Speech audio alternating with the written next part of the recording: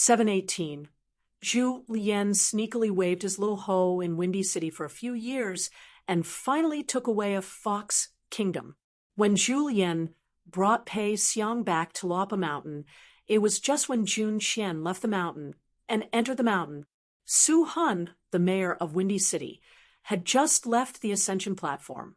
Su Han and Huang He, the sword cultivator of Wind Thunder Garden, were known as the strongest under the upper 5 realms in the Aquarius continent. Now that he had reached the upper 5 realms, even someone as calm as Su Han could not help but show some pride. He did not return to Windy City, but took a Dali border military ferry at the Oxhorn Mountain Ferry and rushed to the battlefield in Old Dragon City according to the ascension platform. Then Su Han received a message from a flying sword. On the ferry, there was a strong murderous aura that spread out like a tide and shrouded the ferry. Because the Aquarius continent cultivator on the ferry had a special identity, a Mahist ranger with a sword behind him quietly left Dali's capital to escort the ferry to the south. When Su Han could not suppress his upper 5 realms aura, it caused the entire ferry to tremble. It just happened to pass by the sea of clouds. Where the ferry passed by, the clouds scattered and rolled in all directions. Su Ruo's expression was calm, as usual, one hand behind his back. Using the unique by-sword style that he comprehended from the Gu Shu sword deity painting, he gently pulled his sword out of the scabbard an inch, and Su Han's aura was instantly suppressed. The ranger Su Ruo shook his head at the ferry manager who used to be a general from the Great Li dynasty, indicating that there was no need to make a fuss. The ferry manager could record the actions of the Lord of the Windy City, but there was no need for them to hold him accountable now. A moment later, Su Han, who always wore a by armor, appeared at the bow of the ferry. He took the initiative to apologize to the ferry manager and thanked Su Ruo. Su Ruo just smiled and said that it was no big deal, it was just a small matter. Su Han returned to his cabin. It seemed that his Taoist heart could not withstand the ripples. The Dali border military general was from Marshall Mountain and Wind Snow Temple were the 2 ancestral courts of the Aquarius continent's military school and had the best relationship with the Mahist sect. The armored general softly asked, in a voice, Mr. Su, to make an upper 5 realm cultivator lose his composure. Did something big happen in Windy City? Su Ruo nodded. Fox Kingdom. We don't have to worry about that. We have spies there. The foundation of the Clear Breeze City was the Fox Kingdom, and it was all about earning money. Although the city lord Su Han held a high position, but when it came to matters of romance and spending money, he was as pure as a saint. Of course, Su Han's wife was a woman who could earn money and enjoy life. Su Ruo, Su Ruo, Su Ruo, Su Ruo, Su Ruo, Su Ruo. After Zhu Lian returned to Luopa Mountain, he immediately pulled Wei Bian, Miyu, and Wei Wenlong together to discuss several important matters. Butler Wu Fu, ally Shan Jun, worshipped Sword Immortal, and a Golden Court Chi refinement warrior who was in charge of money and accounting. Different paths of cultivation. They came from different hometowns, but they finally met at Luopa Mountain. Those night banquets were not for nothing. Wei Shanjun collected a lot of treasures from the immortals. Z. Let's not drink too much tonight. Wei Pai raised his sleeve again. It looked like he was going to collect the wine. Zhu Lian hurriedly reached out to cover the wine pot in front of him. Drink to liven things up. You can't not drink. Wei Pai smiled and said, Let's talk business. Wei Wenlong had been carefully sizing up the wine cup and estimating its value in his mind, but when he heard Wei Shanjuan's words, he immediately collected his thoughts. Zhu Lian took a sip of wine and put down the wine cup. He gently twisted the exquisite porcelain cup with 2 fingers. The first thing Zhu Lian asked was when the mountain chieftain would return to the vast realm, and if he could return to his hometown. Zhu Lian was prepared for the worst. He was even prepared to be scolded by Wei Pai. However, Zhu Lian received an extremely good piece of news. It was not exact news, but Miyu said that Mr. Liu, who was the senior brother of the hidden official, was rather certain about this matter.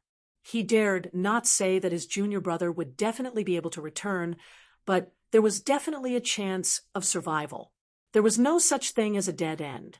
If there really was a chance, as his senior brothers, whether it was planning, passing the sword, punching, scheming, or using their fists as swords, they had to win that chance for their junior brother.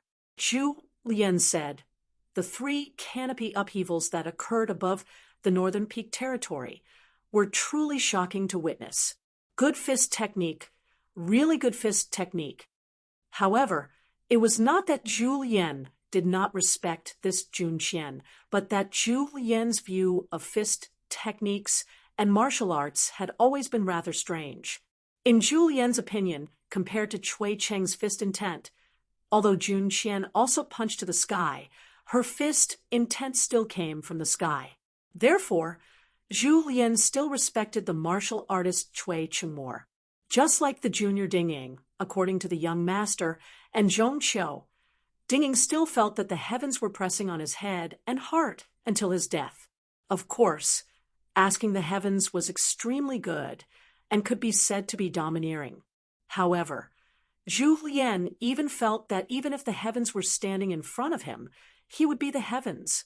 Just like Cui Cheng's fist theory, in front of a martial artist there was no opponent. Otherwise, even if Ding Ying was in another blessed land of lotus flowers, he would still have an afterlife. At that time, his fist technique would improve by another level. Even if he cultivated an immortal technique to nourish his fist technique, no matter how high his fist intent was, he would still be a puppet. Zhu Lian collected some of his thoughts and began to talk about the second matter. It was the Luo Mountain's choice if the mountain chieftain still did not return in the next few years. How should they get along with the Song clan, which was a country and a continent? Regarding this matter, Wei Pai did not say a word.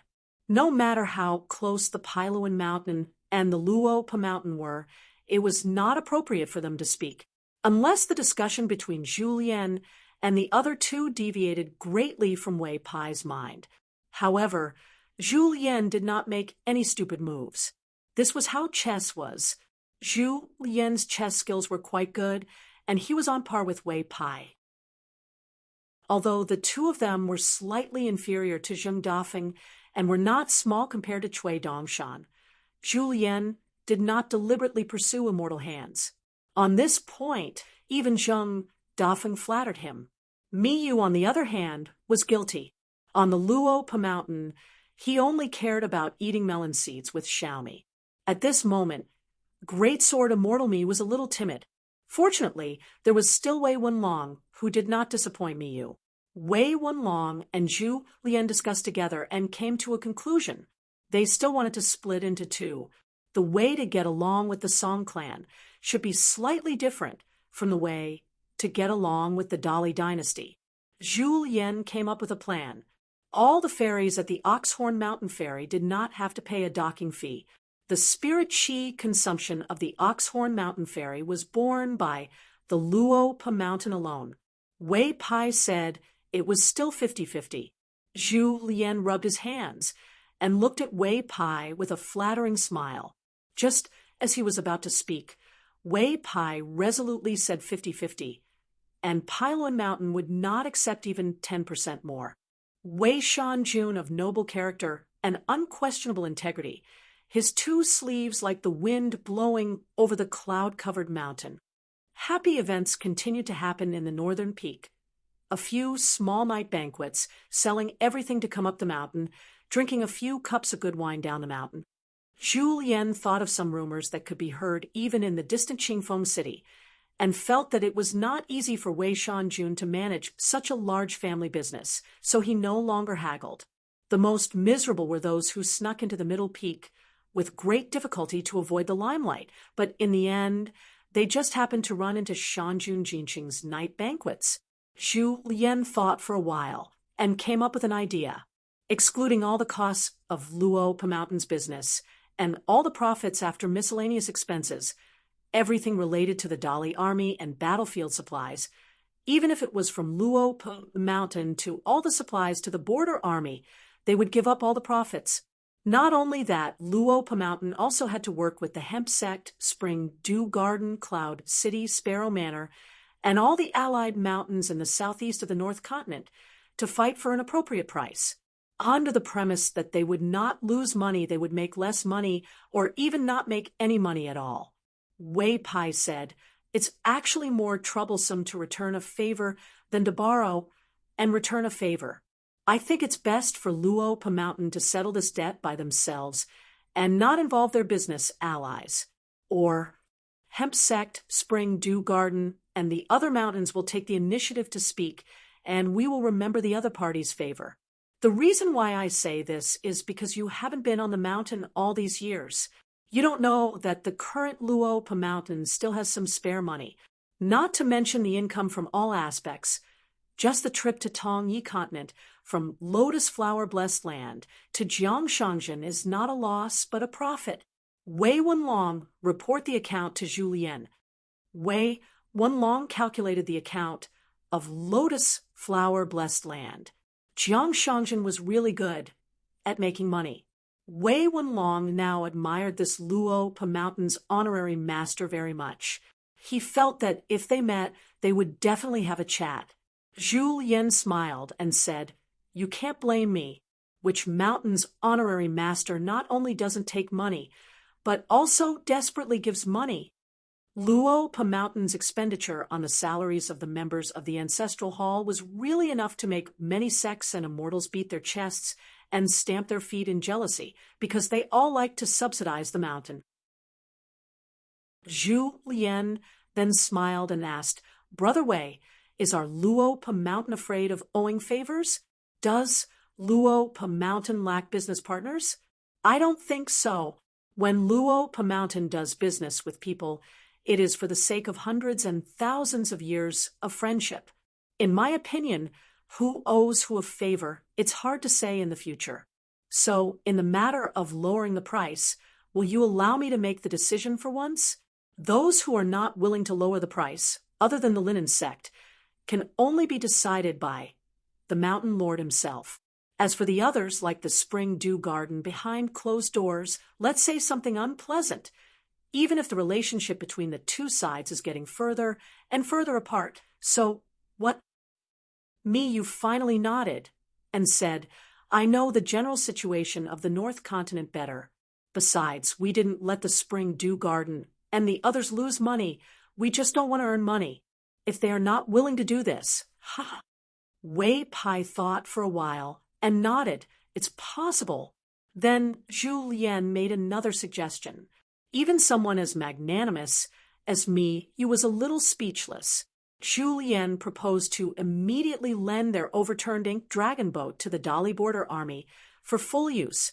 From the beginning, they had made it clear with the Dali dynasty that even if the boat was destroyed in some battlefield one day, Luo Mountain would treat it as if the boat never existed, and the Dali border army would not have to pay for a single piece of snow. Although Wei Wenlong was distressed, he still said, "Okay." The third matter was the merger of the Lotus Root Blessed Land and the Iron Lock Well, which would implicate the Blessed Land and the Grotto Heaven, although the well was not really a small Grotto Heaven. After all, no matter how mysterious it was still only one of the shattering mountains and rivers of the Dragon Pearl Grotto Heaven in the past, and the Dragon Pearl Grotto Heaven was only one of the 36 small Grotto Heavens. This matter was proposed by Wei Pai, and Wei Wenlong was responsible for adding details and figures. The Great Sword Immortal you was responsible for listening. The 3 golden rains made the Lotus Root Blessed Land full of spiritual energy, and the mountains and rivers were abnormally lush, so much so that everyone in the 4 countries of Nanyuan was surprised. The people at the foot of the mountain were only surprised that there was so much rain in summer this year, but the cultivators and mountain and lake spirits on the mountain were shocked that the heavenly dew was too much. The Lotus Root Blessed Land, which had just become a medium-level blessed land for a few years, was suddenly promoted to the bottleneck of the medium level due to the divine coins earned by Jiangshangzhen and the 3 heavy rains. It seemed that if one more divine rain coin was thrown, it would be promoted to a superior level-blessed land. Once it became a superior level-blessed land, there would be all kinds of auspicious signs in the world, and many heavenly materials and earthly treasures would be born. Many cultivators' blessings would appear out of nowhere. At that time, the lotus root blessed land would usher in a huge profit beyond imagination and make the Luapa Mountain have a turning point of profit. This was also the reason why the pure gold copper coin was more valuable than the divine rain coin, minor heat coin, and minor snow coin. Not only was it rarer and more difficult to forge, but the pure gold copper coin itself could be transformed into the purest spiritual energy of the world, and at the same time, it contained the aura of the gods. However, when Wei Pai talked about inviting sword immortals to open up the mountains and rivers and break through the passes, Mi Yu's expression suddenly became awkward. Mi Yu had never been so embarrassed when he was ridiculed by young sword cultivators at the Great Wall of Sword Qi as relying on his face to kill the enemies of the upper 5 realms, or the number 1 unpolished jade sword immortal.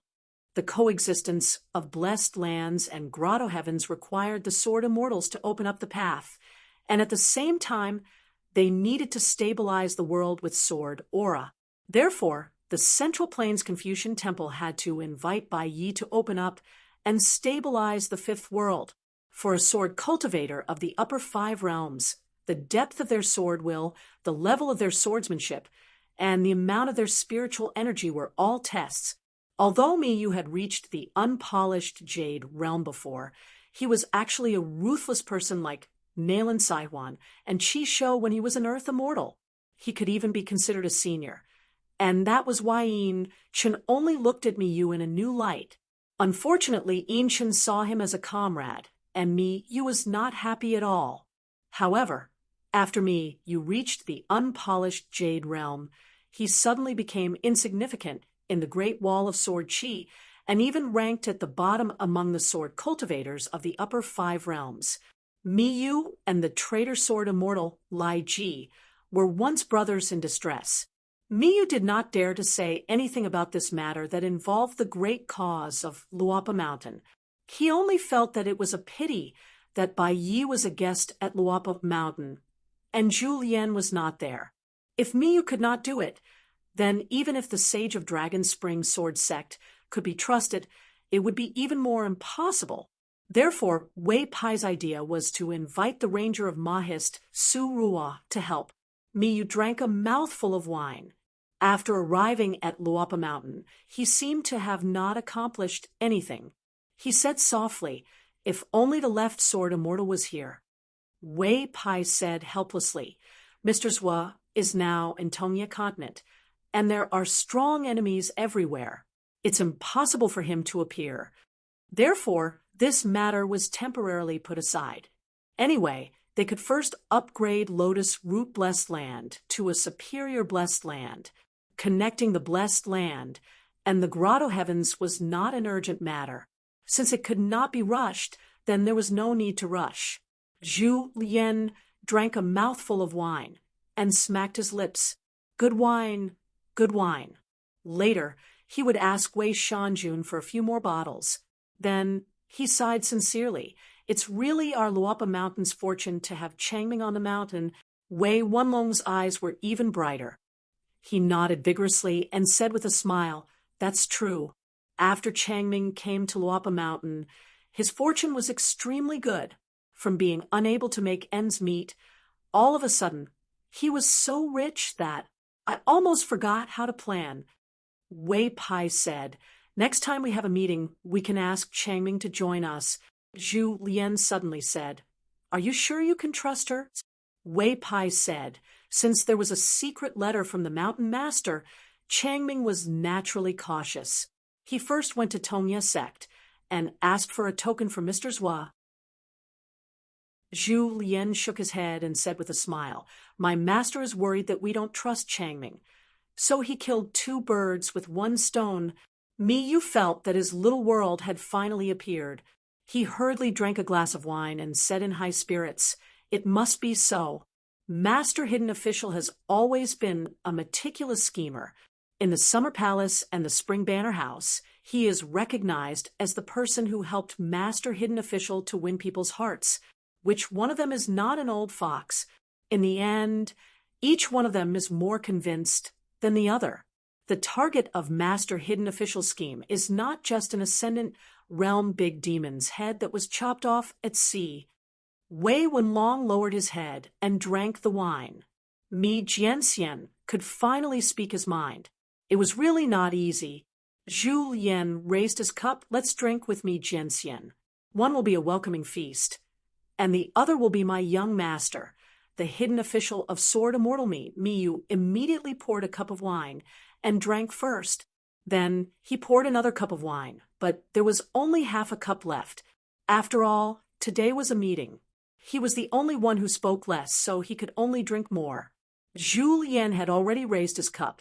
He immediately turned his head and complained, "Brother Wei, where is the wine? How can you let me Jianxian drink only half a cup of wine?" Wei Ba glanced at him.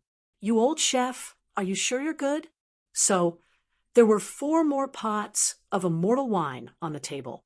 Zhu Lian said, "Wei Shanjun has the face to ask for the wine, but I have the face to not give it to him." Wei Wenlong suddenly found that the atmosphere of this old chef became familiar when he came to Luopa Mountain. It was just like Spring Banner House in the past, when only he, Yan Ming, and Nayland Saihuan were in the accounting room. The atmosphere was inevitably dull. Even if Miyu was there, he would only sit on the threshold and be in a daze. Only when Master Hidden Official appeared in those years, things would be different. In fact, Master Hidden Official never deliberately said anything. He only said natural things and did things that came naturally. Wei Wenlong didn't want to learn from Master Hidden Official because he couldn't learn it. Zhu Lian said slowly, "I'll meet Master Changming first and chat for a while. Then we'll see if we can go together next time." The 4th thing was that Wei Pai took the 3 scrolls out of his sleeve and returned them to Zhu Lian. As for the inside story, Wei Pai wouldn't say much to Wei Wenlong. Whoever owned these 3 paintings would have the Tao and life of Lu Baixiang, Wei Xian, and Sui Yiyu in their paintings. Before Zhu Lian traveled to Qingfeng City, he took the initiative to give these 3 scrolls to Wei Pai. He asked Wei Shanjun to help keep an eye on the scrolls in case someone died and didn't return. Chun Pingon was willing to trust Zhu Lian. Zhu Lian wouldn't let his young master's trust go to waste. In fact, Wei Pai had a 4th scroll. It was equivalent to Zhu Lian's natal item and also a life-prolonging lamp. As for this scroll, Chun Pingon had given it to Wei Ba long before he left for the long journey. It was stored in the Mountain Monarch's residence on the cloud-padding mountain. Furthermore, he had spoken of this matter in front of the 2 of them at the very beginning. It wasn't that Chun Pingon didn't trust Zhu Lian, but rules were rules. First, he couldn't explain it to the other 3 if he treated Zhu Lian this way. The 3 scrolls were in Zhu Lian's hands because Zhu Lian was the head steward of Luopa Mountain. His status was different from the other 3. Zhu Lian's scroll had to be kept in the hands of Mountain Lord Chun Pingon. On Luopa Mountain, everyone had their own great Tao. It was inevitable that there would be differences between those close to them, but they couldn't go too far. For example, Chun Pingon was obviously more biased towards Pei Qian, Nguan Shu, and Xiaomi. As for Tsin Yuanji, Yuan Bao, and Yuan Lai, he was naturally a little distant. However, all the rules, and principles of Luopa Mountain's direct disciples were dead. For example, in the future, when it came to the giving of opportunities, the distribution of heavenly treasures, and the protection of juniors by the elders, everything had to be done according to the mountain rules. Chun Pingon was on Luopa Mountain, and Chun Pingon wasn't on the mountain, so it had to be done. The 5th thing was the relocation of Qingfeng City's Fox Nation, and where they needed to settle down. Zhu Lian allowed everyone to speak freely. Yu was actually just a bystander who was drinking and listening. He was too lazy to use his brain. Even if he tried to use his brain, It seemed that he couldn't outsmart old Mr. Zhu and Lord Wei Dashin. After thinking about it, he decided not to force himself. It's not my forte. In the future, when the world is peaceful and the world is no longer chaotic, the opening of Luo Mountain's mirror flower, Watermoon will be the best time for me to show off my skills and make contributions. When the time comes, I'll pull Lord Wei Pai, consecrated Zhou Fei, and that hidden official student Chui Dongshan. As long as it didn't involve the grudges between Luo Mountain and the Song clan, Wei Pai had always been blunt and expressed his own opinion. It wasn't that he was afraid of Qingfeng City or the pure jade realm military cultivator Su Han, but it was meaningless to argue with Qingfeng City. Otherwise, why not beat the gongs and drums to celebrate the Fox Nation and settle down in a certain mountain under Luo Mountain, such as Mount Huimeng or Mount Huanghu? Was he really afraid that Su Han would come knocking on his door? What was the point of beating up that city lord Su, who had just ascended to the upper 5 realms for a few days to return home with a bloody nose and a swollen face? Now that the situation was so chaotic, it was one thing to plan in private, but it was not appropriate to have internal strife on the surface. Could it be that they could learn from Zhenyang Mountain's sword-seeking wind thunder garden? Zhu Lian rubbed his hands and nodded, deeply agreeing. He said that Lord Wei Shan was far-sighted and had the elegant demeanor of a famous scholar. Miyu was a little disappointed, but he couldn't say much, so he could only drink and drink. The old sword immortal of Zhenyang Mountain, who had only reached the pure jade realm after 100 years of seclusion, had already shocked him. Now, there was a city lord with extraordinary killing power in the upper 5 realms. Miyu subconsciously took out a handful of melon seeds and then saw Zhu Lian and Wei Pai looking at him together. Miyu was about to retract his sleeves, but he didn't expect to be scolded by Zhu Lian. Lord Wei agreed, so Miyu distributed the melon seeds to the other 3. Now, even Wei Wenlong was no exception. In fact, Wei Wenlong didn't have such a hobby in the beginning, but he couldn't stand it. Every time Xiaomi followed Muanshu to the accounting room to clean up, Xiaomi wouldn't cross the threshold without permission. She would only say one sentence outside the door every time. Shopkeeper Wei, are you tired? Do you want to eat melon seeds? Later, after a few times, Wei Wenlong couldn't bear it anymore. He didn't expect that he would become addicted to it. Since then, every night when it was quiet, he would drink melon seeds with wine, which had a different taste. Previously, when he heard all the details about the Fox Kingdom, there were a few fox spirits of different realms, and there were a few immortal caves of different grades. Wei Wenlong, who had been calculating with his fingers, suddenly stopped and said, according to Lord Hidden Official style, regarding this matter, he would most likely ask for Pei Xiang's opinion first. If there is a disagreement, the 2 sides will first explain the reason clearly, and the benefits will be clear before making a decision. Zhu Lian and Wei Pai looked at each other and smiled. Both sides were actually waiting for these words. Wei Wenlong didn't disappoint. If it was a god of fortune who only cared about money, and the world was big, making money was the most important thing, it might be the most suitable on other mountains. But on Luo Mountain, it wasn't enough. Zhu Lian asked with a smile, God of Fortune Wei, then about the Fox Kingdom's most profitable fox skin talisman, in your opinion, how should we deal with it? Wei Wenlong was a little embarrassed and hesitated to speak. Zhu Lian smiled. You only need to speak frankly. It doesn't matter if you speak good words, stupid words, or wrong words. What I'm afraid of is that people's hearts can't be seen through their bellies. Over time, they may part ways on the road of people's hearts. Wei Wenlong's forehead was actually sweating. Miyu was a little puzzled. Wei Wenlong took a deep breath. Qingfeng City's Su family is rich, but heartless. Of course, it's not desirable.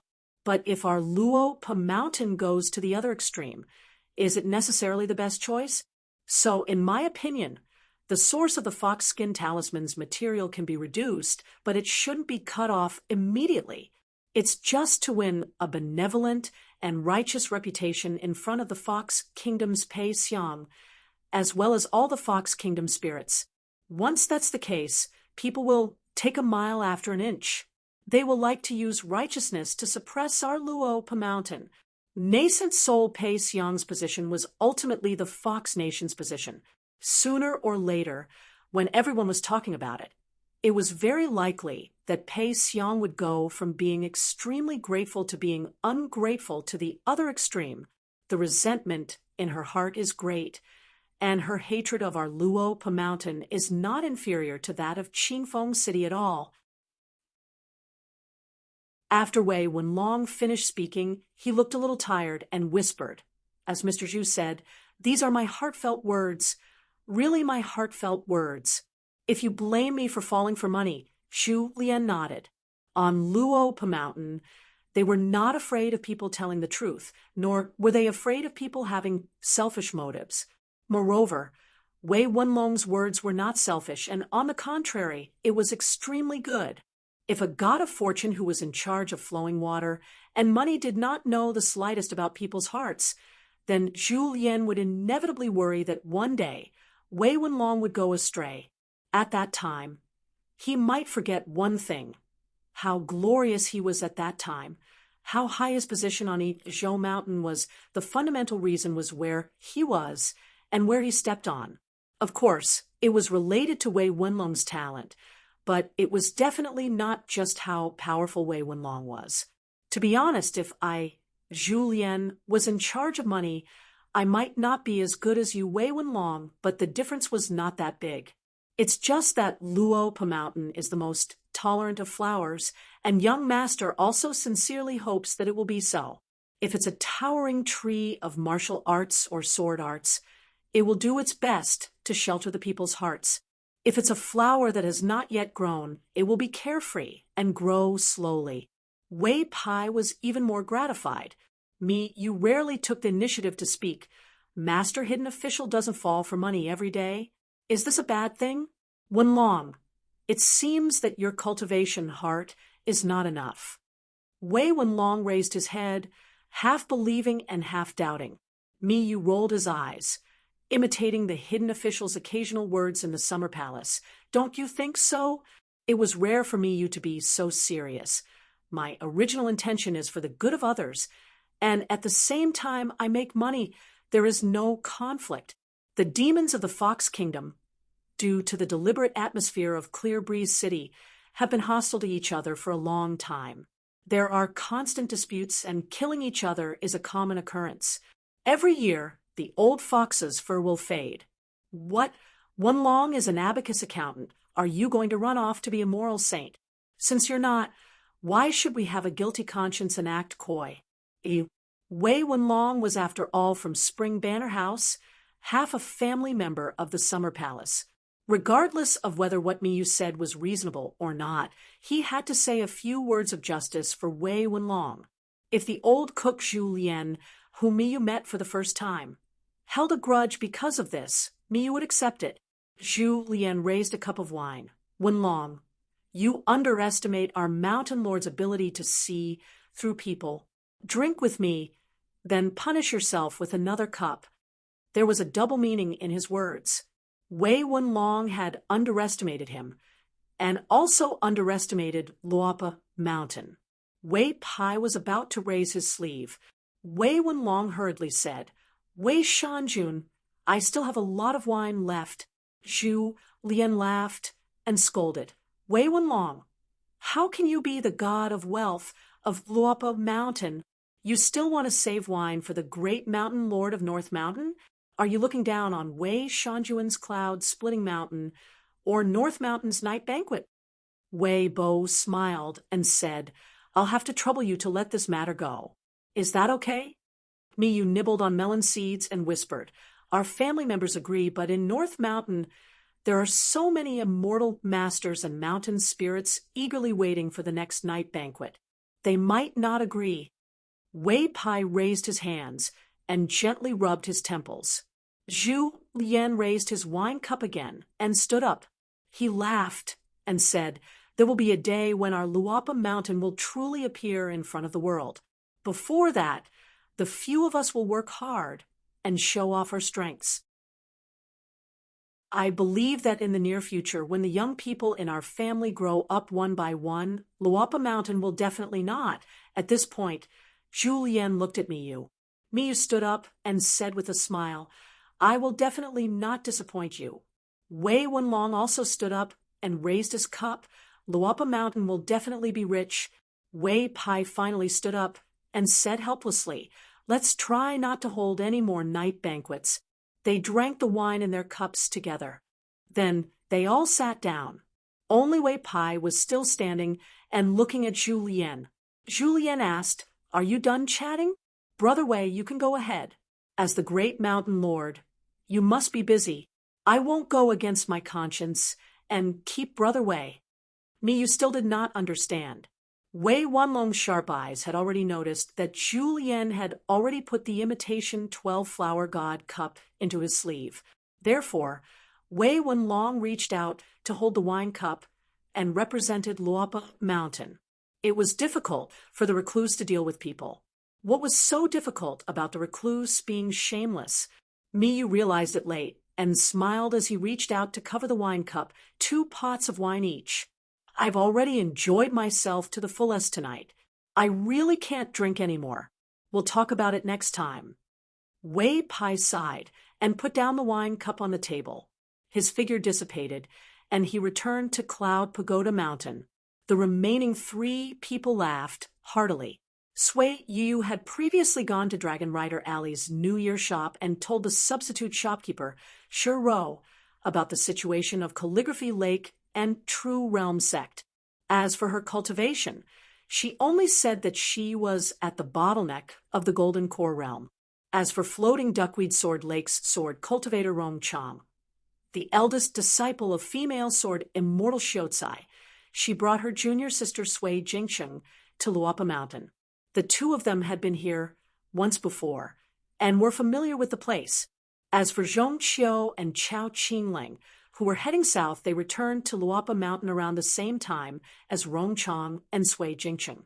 After passing through the ascension platform and becoming a nascent soul sword cultivator, Chui Wei went to the battlefield of Old Dragon City. Chui Wei did not forget to ask Wei Shanjun for help, and used the identity of Cloud Pagoda Mountain's crown prince. Chui Wei was a sword cultivator born and raised in the Great Wall of Sword Qi. However, he was able to become a spy planted by Dali's imperial tutor. His temperament, aptitude, and of course his brain were all not bad. Hongxia succeeded in reaching the nascent soul realm. After recovering from her injuries in the water cave of Jade Liquid River, she turned back the way she came. She had to be stubborn, and according to the instructions in the secret letter from head butler Julien, she had to visit the righteous gods of the river, and the mountain gods along the way to thank them one by one. Hongxia was not too uncomfortable about this. After all, a nascent soul water dragon might be worshipped like a bodhisattva in other immortal mountains. However, it was fine if it was Luapa Mountain. If it was really so, Hongxia would be frightened and suspect that Luapa Mountain was planning to make her fight with some mortal enemy of the mountain. For example, flooding clear Wind City's Fox Nation or destroying Jinyang Mountain's ancestral mountain. However, Hongxia still received a shock that was neither too big nor too small. The first time she took the initiative to go to Luapa Mountain, she found that Pei Xiang, after climbing the mountain path, both of them were at the same level. As the ruler of the Fox Nation, Pei Xiang definitely had more immortal spells and supernatural powers, as well as more offensive Dharma treasures than Hongxia. However, in terms of combat power, 1.5 Pei Xiang might not be able to win against Hongxia, especially if they fought close to the water. Not only would Pei Xiang lose, but she would also die without a doubt. Therefore, when Pei Xiang really met Hongxia, she was even more shocked than when Hongxia met her, because at that time, Pei Xiang was taking a walk on the steps and then saw Hongxia and the little water monster climbing the mountain together. The black-clothed little girl still claimed to have learned from Pei Qian and then developed a little by herself. She swaggered. Walking arrogantly makes demons panic. This was nothing. Pei Xiang was already used to it. What was strange was that the nascent soul water dragon, whose water fate was almost as strong as water, was actually walking behind the little girl. Moreover, it was very deliberate. It deliberately walked one step behind the mute lake monster. It was just that the little girl was short and Hongxia was slender, so even if they spoke, it didn't seem too strange. The little girl was completely unaware. She only cared about climbing the mountain and led the way for Sister Hongxia, who was visiting for the first time. Occasionally, she would tell Sister Hongxia that the trees that were planted by the good mountain lord, Pei Qian, and the big white goose in which year. She also said that the flowers and plants were sent by the spring dew garden and that Sister Nuanshu took good care of them. She even said that Sister Nuanshu wasn't very good. She often stopped her from asking Wei Shanjun for bamboo. Sigh, it's not like she didn't want to give her melon seeds. She couldn't possibly not plant a single tree on the mountain, right? Sister Hongxia, you can be the judge. If you can persuade Sister Nuanshu, I'll let Pei Qian record you. As a great merit, Pei Xiang could even intuitively feel Hongxia's restraint. It was a kind of reverence that came from walking into a small world. Zhu Lian stood at the fork halfway up the mountain with his hands behind his back. He smiled and welcomed the guest. Hongxia performed the 10,000 palms. Pei Xiang also came to Zhu Lian's side. Zhu Lian nodded at the water dragon. Miss Hongxia, you should be more familiar with Pei Xiang in the future. You should be able to guess that she's the king of Fox Nation. Let's chat for a while. When they arrived at Zhu Lian's door, little Mealy didn't wait for old chef to say anything. She stood at the entrance of the courtyard and acted like a door god. Zhu Lian smiled. Little Mealy, let's chat. Zhou Mealy furrowed her brows and didn't move. She shook her head and said, You guys chat. I don't know anything. I'll just stand here. Zhu Lian called out in all seriousness, Right Guardian of Luo Pa Mountain. Zhou Mealy immediately perked up. Yes, yes. In the courtyard, Zhou Mealy sat upright with her arms crossed. She kept a straight face and didn't even shake her feet. Pei Xiang originally thought that Zhu Lian was really just chatting. Unexpectedly, the things Zhu Lian talked about were more important than the previous. First, he told her about Luo Pa Mountain and the other vassal mountains of the Fox Nation, as well as the recent situation of the Lotus Root Blessed Land. He wanted her to choose the location herself. Then, Zhu Lian asked Pei Xiang to think about it first. He chatted with Hongxia about the construction of the underwater residence at Yellow Lake Mountain and how much immortal money Luo Pa Mountain could fork out to help her open the residence. From the beginning to the end, although little Mealy didn't say anything, she listened to old chef's words seriously. She didn't pretend to understand when she didn't. After chatting with both sides, Zhu Lian smiled and asked Right Guardian, Do you have any ideas? Zhou Mealy, who had been motionless, scratched her face. Can I not? Zhu Lian smiled. Sure. Zhou Mealy chuckled. Then no. Her mind was still buzzing. Then the little girl suddenly felt a little troubled and asked softly, Old chef, why didn't you call Sister Nuanshu for such a big matter? If Sister Nuanshu knew, would she be sad? Zhu Lian smiled and explained, Nuanshu's responsibilities are more important. She doesn't need to care about these things. So, you can tell Nuanshu whatever we talked about today. Remember not to deliberately hide it. Zhou Mealy picked up the golden carrying pole and mountain staff on the table. Then I'm going to patrol the mountain. Yumi is still waiting. Zhu Lian waved his hand and then chatted with Pei Xiang and Hongxia about the location and opening of the residence. Pei Xiang chose to settle the Fox Nation in Lotus Root Blessed Land.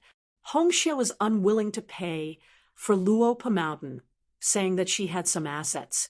It was just that the craftsmen on the mountain who built the residence indeed needed Luo Pa Mountain to act as a bridge. Then Zhu Lian chuckled and said, "Don't spend a single cent of the ancestral hall's money.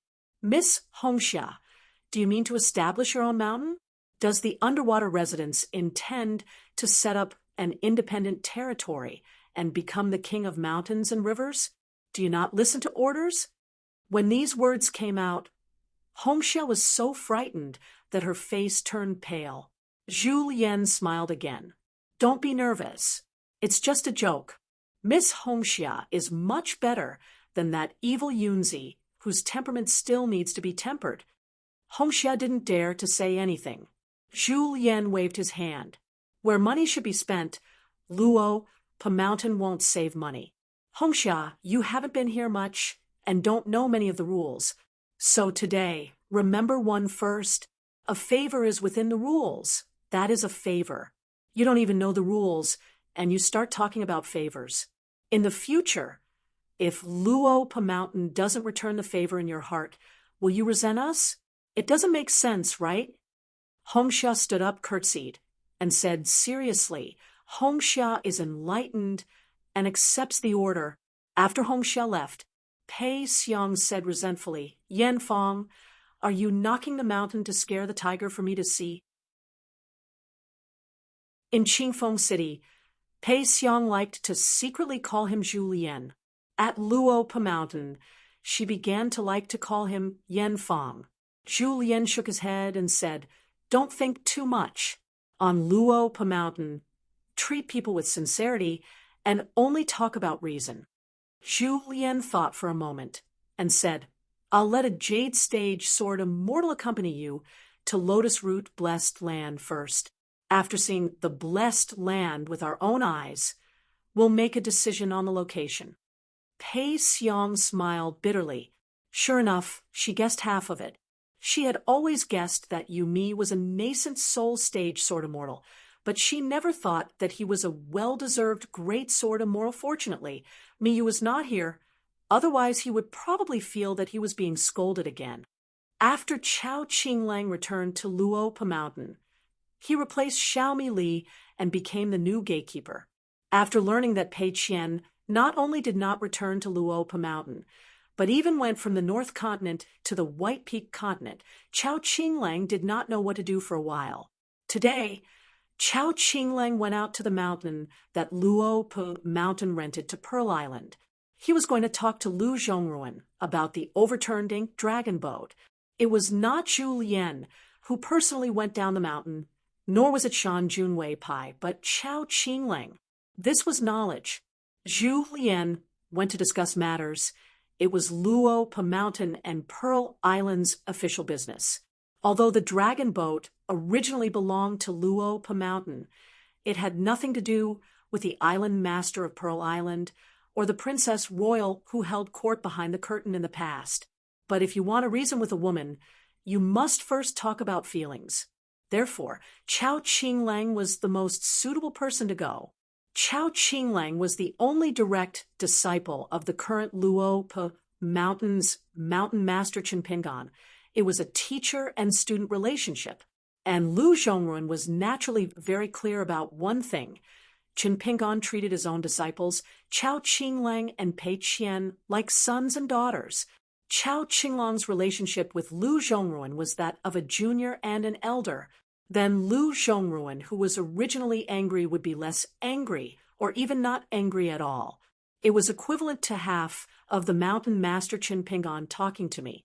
Even if there was only half a reason before in a woman's heart, it would probably become one. You accompanied Zhou Mili to finish patrolling the mountain. When Zhu Lian told you about the Blessed Land trip, Mi was also interested in the Lotus Root Blessed Land surrounded by clouds and fog, and was happy to accompany Zhou Mili on the trip. Zhu Lian explained some of the things to take note of when traveling to the Blessed Land as a banished immortal, but this time, Zhu Lian would also call that long-lived Taoist friend along. At this moment, they sat together on the steps, watching Chao Qinglang's departing figure, and gave Zhu Lian a thumbs up. Brother Zhu knows a beauty's heart the best. Zhu Lian grumbled. Brother me, why are you scolding her? How can a martial arts grandmaster praise a fledgling like this? Isn't he insulting her? Miyu laughed and said, There's no senior or junior, just people of the same path, learning from each other and forging ahead. Since Miyu said so, Zhu Lian didn't argue and laughed as well. My path is not lonely. Wei Wenlong, who rarely came out of the accounting room to take a breather, didn't know what these two were talking about. Wei Wenlong was only worried that Chao Qinglang would be rejected by Lu Zhongruan. Little Mealy squatted behind old chef and Yumi frowning hard. She didn't understand at all, so she wrote it down and asked Sister Wanshu first, then Pei Qian. Zhu Lian was silent for a moment, his expression solemn, and suddenly said, Graceful and graceful, stop and dang dang. The mountains and rivers converge fiercely, so full in one's grasp. Miyu's talent hadn't diminished in the past, and he blurted out, delicate and tender, swaying and swaying. From the side, it looks like a mountain ridge. From the side, it's hard to control. It was quite a neat match. Zhu Lian turned his head, and so did Miyu, and they clapped their hands together. Everything was understood, without words. Behind them, little Mealy sighed. Fortunately, the good mountain lord wasn't here, or she would feel ashamed again. Wei Wenlong really didn't have the ear to listen to this, so he got up and left. Little Mealy coughed. What are you two talking about? I also know how to recite poems. There's also the word stop. Do you want to hear it? She borrowed a poem from Lu Yinshua and said that she would return it after showing it off. Although she wanted to show it off to Pei Qian at first, she felt that she couldn't lose to old chef and Yumi now, so she planned to use it to show off to them. Zhu Lian was instantly stunned. He had actually forgotten about the existence of Xiaomi, the messenger god.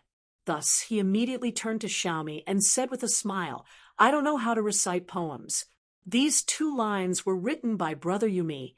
I just suddenly remembered them and was inspired to recite them, so I recited them. Little Mealy, do you remember? It was Yumi who got the inspiration from eating melon seeds. It has nothing to do with me. Miyu was confused. Zhu Lian had already left quickly, not even looking back. Little Mealy gave Miyu a thumbs up and praised, Good literary talent. We can compete in poems in the future. You probably didn't know that the right guardian of Luo Mountain never hid anything from Sister Wanshu and Pei Qian, and Pei Qian's account book was calculated by book. Moreover, little Mealy was often muddle-headed and forgot things. She couldn't remember things that seemed important to outsiders, such as being bullied.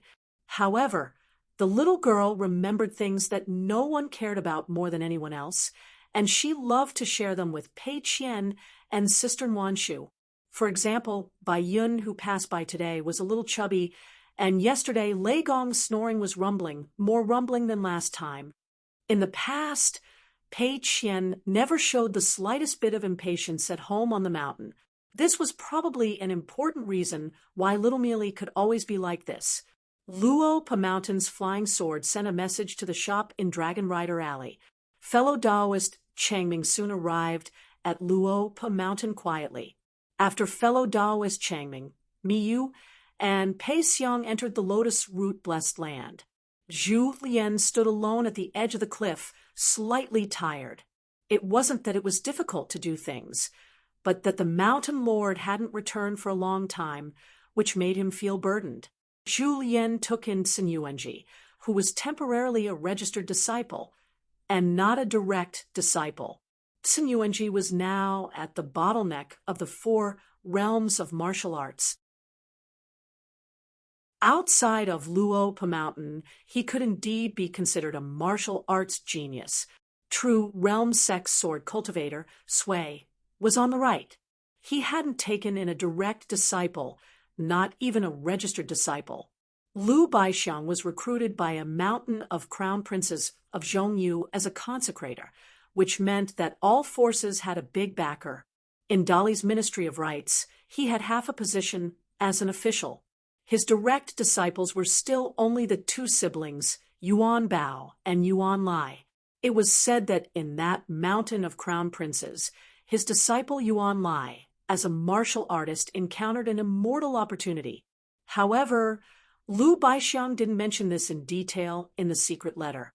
As for the Nanyuan Kingdom's founding emperor, Wei Xian, he followed Liu Xuanmei and Chao Jun and started as a cultivator following the army.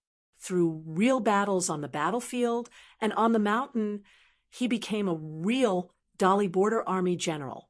It should be known that the clean stream status of Dali's civil and military officials was extremely rare, not to mention that Wei Xian also received a peace and quiet token issued by Dali's Ministry of Justice. Of course, it was one of the great blasphemy supervisors, Liu Xuanmei, who helped Wei Xian to get it. Wei Xian originally had enough military merits, but Dali's Ministry of Justice was still in between being issued and not being issued.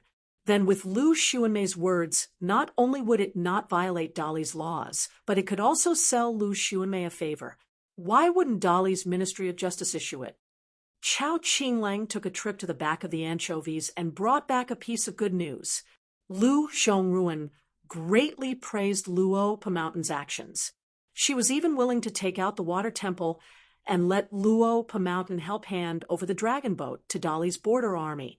However, Chao Qinglang already knew the best and worst possible solutions, according to Elder Zhu's countermeasures. She tactfully rejected Liu Zhongruan's good intentions and also persuaded Island Master Liu not to do so. After Chao Qinglang returned to the mountain this time, she naturally became the gatekeeper. After talking to Zhu Lian, she returned to the foot of the mountain. Master Zhong also practiced his boxing along the mountain path. Today, he purposely waited for Cin Yuanji once at the top of the mountain, and at the foot of the mountain, he pointed out the subtle flaws in Cin Yuanji's boxing. Cin Yuanji respected this imperial tutor from lotus flower-blessed land, Master Zhong. He was second only to Elder Zhu, who was half a master to him. He felt that such an elegant and easygoing senior was a true scholar in his heart. Master Zhong returned to his residence and read the sage books at night. This trip, he went from the Aquarius continent to the Great Wall of Sword Chi, then from the inverted mountain to the South continent, the Central Divine continent, the White Jade continent, the North Lu continent, and back to the Aquarius continent. It was equivalent to walking through half of the vast world. Zhong Qiu gained a lot. Other than dabbling in the philosophy of the various schools of thought in the vast world, he also saw many immortals and heroes outside of the books. Some of them hit it off because of their temperament, knowledge. Some of them sparred on principles or boxing techniques. Of course, there were also dangerous fights that decided victory or defeat, or even life and death. How could Zhong Qiu be a pedantic scholar? As the imperial tutor of Nanyuan Kingdom, he was never a pedantic scholar. Cin Yuanji once again stopped at the foot of the mountain. After hesitating for a while, he took the initiative to walk towards the young scholar who was reading under the moonlight. On Luo Mountain, Cin Yuanji was the most diligent in practicing his boxing. Cin Yuanji knew Chao Qinglang was both a disciple of the school of Confucianism and a practitioner of Taoism. She heard that this was why Chao Qinglang had traveled extremely far away with Master Zhong, which was why he had only returned to Luopa Mountain after so many years. Cin Yuanji was rather envious. Her home was not far from Luopa Mountain. It was located in the provincial city of the Dragon Province. Cin Yuanji had yet to truly travel far away. Every time someone watched over the door, from Zheng Dafeng to Yuan, Lai to Xiaomi Li to Chao Qinglang in the end, they would all sit on a stool or a bamboo chair. Afterwards, they would place 2 or 3 spare ones beside them in case they needed them. Of course, there were also melon seeds. Cin Yuanji sat on a bamboo chair and remained silent for quite a while. Chao Qinglang, I'm only at the bottleneck of the 4th realm right now. When Yuan Bao sent a letter to the mountain earlier, she said she was already at the 5th realm. You've been to many places. are there a lot of fourth realm and fifth realm practitioners around my and Yuan Lai's age?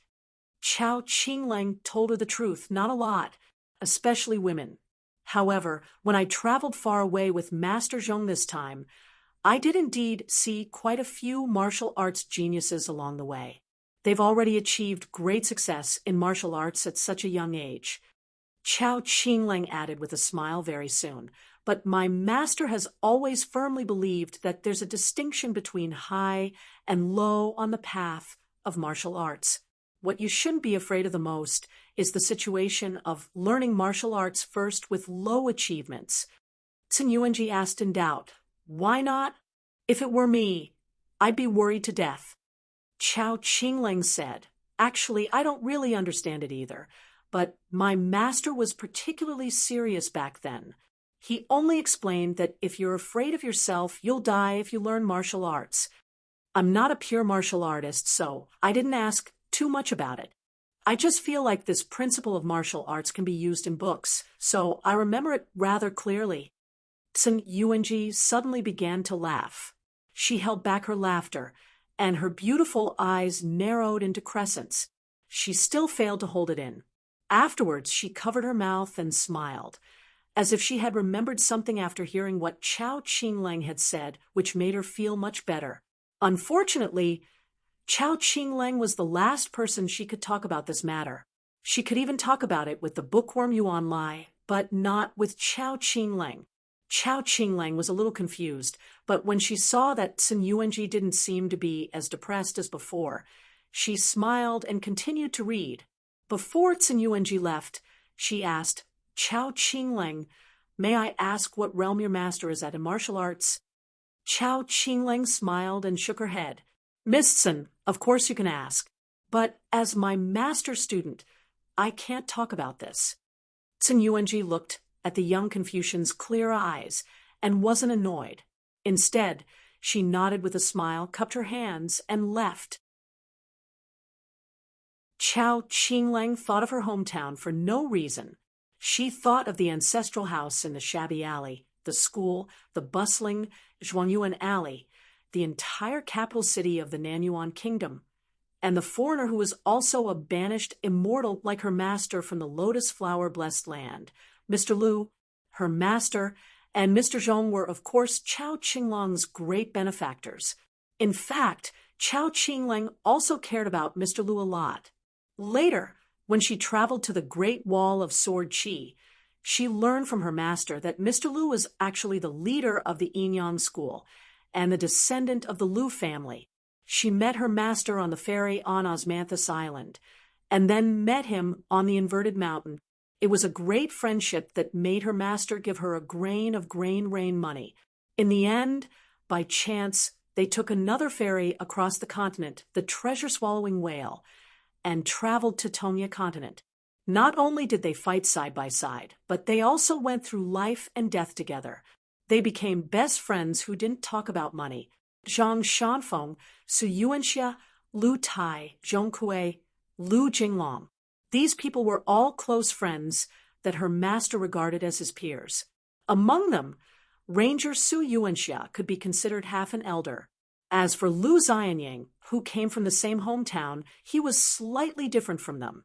Her master never denied that he would treat Lu Xianying as his elder brother, and the slug from the mud bottle alley as his younger brother. They were all his family. Lu Tai was actually the person who took care of her the most together with Mr. Zhong after her master left the lotus flower-blessed land. Without their guidance, she might still have to grit her teeth and endure day by day, but it would definitely be more difficult. However, Mr. Lu, who was unparalleled in elegance, followed one of the lotus flower-blessed land to Qingming Tian. Chao Qinglang didn't know if she would have the chance to reunite with Mr. Lu in this lifetime. At that time, her master was chatting with Chao Qinglang in the pavilion on Dragon Slayer Cliff. While drinking, he joked that when he looked back, Lu Tai carried a body of magic weapons and endless immortal methods. He did indeed have the demeanor of a direct descendant of the Lu family. However, his realm was too low. Many young talents who were born in the immortal families of the central region increased their realms like drinking water. For example, in the North Continent, she met a cultivation genius named Huai Qian. Therefore, when she met Lu Tai in the future, she must make fun of him. Why? Just because he was afraid of heights, he was also afraid of the increase of his cultivation realm. In fact, her master rarely talked about people behind their backs. However, when he mentioned it to students or disciples, he was often talking about friends. The stories he told were all past events that made him smile and not worry about drinking. In the end, Chao Qinglang only said from the bottom of her heart that if she didn't know that Mr. Lu was a heroic man, she would have mistaken Mr. Lu for a woman in disguise. She didn't know why, but her master looked a little strange at that time. He even reached out and pressed Chao Qinglang's head, scolding her, "You're thinking about this at such a young age. When you return to Luapa Mountain, don't hang out with Zhu Lian and Zheng Dafeng. If I find out that you dare to peek at those immortal books, I will go to Mount Biyun to chop bamboo and help you make a ruler." Chao Qinglang rarely couldn't continue reading, but tonight was an exception. She simply closed the book and began to rest. For some reason, Chao Qinglang always felt that her master was about to return home. Mi Yu and the other two had already returned from lotus flower blessed land. Everything went smoothly. Pei Xiang chose a piece of land with good feng shui on the border of Songlai country. It was secluded and occupied a potential dragon vein. Therefore, Pei Xiang, who was pleasantly surprised, promised the Fox country an extra 800 grains of grain rain money as the first settlement fee. However, the grain rain money was in the hands of Luapa Mountain's bookkeeper, so it must be put into lotus flower blessed land, especially the place she chose. It occupied at least 50% of the Reiki transformed by the immortal money. Pei Xiang now had a rough understanding of Luapa Mountain's customs and business network. She really couldn't be too pretentious and reserved. She really had to treat people with sincerity. She was shameless. Therefore, after returning to Luapa Mountain, Wei Wenlong and Pei Xiang settled the accounts in the bookkeeper's office. Pei Xiang was no stranger to asking for a sky-high price and asking for money on the ground. Instead, she felt at ease. In the end, both sides were happy. Pei Xiang's Fox country was promoted to 1,000 grains of grain rain money. Only 30% of the Reiki could be divided. Otherwise, it would greatly affect the changes of lotus flower blessed land's landscape. When this matter was mentioned, Wei Wenlong, who had been discussing business properly, used rare, harsh words. He said that if the blessed land was in chaos because of money, and it caused the 4 countries in the world, the country's destiny to be unstable, the mountain master would not let anyone off. Pei Xiang, Wei Wenlong, and even Zhu Lian would be held accountable. No one could escape. Pei Xiang had actually gotten the results she wanted, so she naturally had no objections. In fact, she even planned to spend 1,000 grains of grain rain money and only take 20% of the Reiki. The reason why Pei Xiang was willing to spend 1,000 grains of grain rain money, other than the double meaning of surrender and visiting gift, Pei Xiang was not stupid. She could see that it was easy for a lotus root blessed land to be promoted from a middle grade blessed land to a high grade blessed land. The Fox country was rooted here and benefited a lot. They could benefit from this favor for thousands of years. Longevity fellow Taoist privately visited head steward Zhu Lian. After a round of polite greetings, when they talked about the true value of the Fox country, both of them were silent at first. Then they said in unison, "Literary luck." On this day, Zhong Qiu went to drink with Zhu Lian. The old chef made a few dishes to accompany the wine. There was no need to hide their words. Since they were from the same hometown, they were also like-minded people. Therefore, before Zhong Qiu left, he stood up and bowed to Zhu Lian to thank him. Zhu Lian calmly accepted this big gift. After all, He was the one who moved the Fox country to Luo Pa Mountain with his own strength. Who would be happy to see the lotus flower-blessed land's literary luck increase by 40 to 50% or 70 to 80%? Of course, it would be Zhong Qiu, who was the imperial tutor of a country, but cared about the people of the world. When Zhu Lian stood up to send him off, he only said, "I can't let Zhong Qiu regret coming to Luo Pa Mountain." Zhong Qiu shook his head. "Even if I die, I have no regrets." Zhu Lian slapped Zhong Qiu's back and scolded jokingly. "What are you saying?" Zhong Qiu laughed and left. The old man was very unhappy. Zhu Lian felt that this Zhong Qiu could be a true sage in this vast world. Every time Miyu took a break, he liked to sit at the top of the stairs, quietly and alone for a while. That way, he would be less troubled. As for sitting at the stone table by the cliff and eating melon seeds with Xiaomi every day, that was for the sake of happiness. Miyu would also be very happy when he met the little worm tree who seemed to be busy all the time on the road. The hidden official once vowed in the summer palace that Miyu and his Luo Pa Mountain were born to be compatible with each other, and that he should visit more often in the future if he had the chance.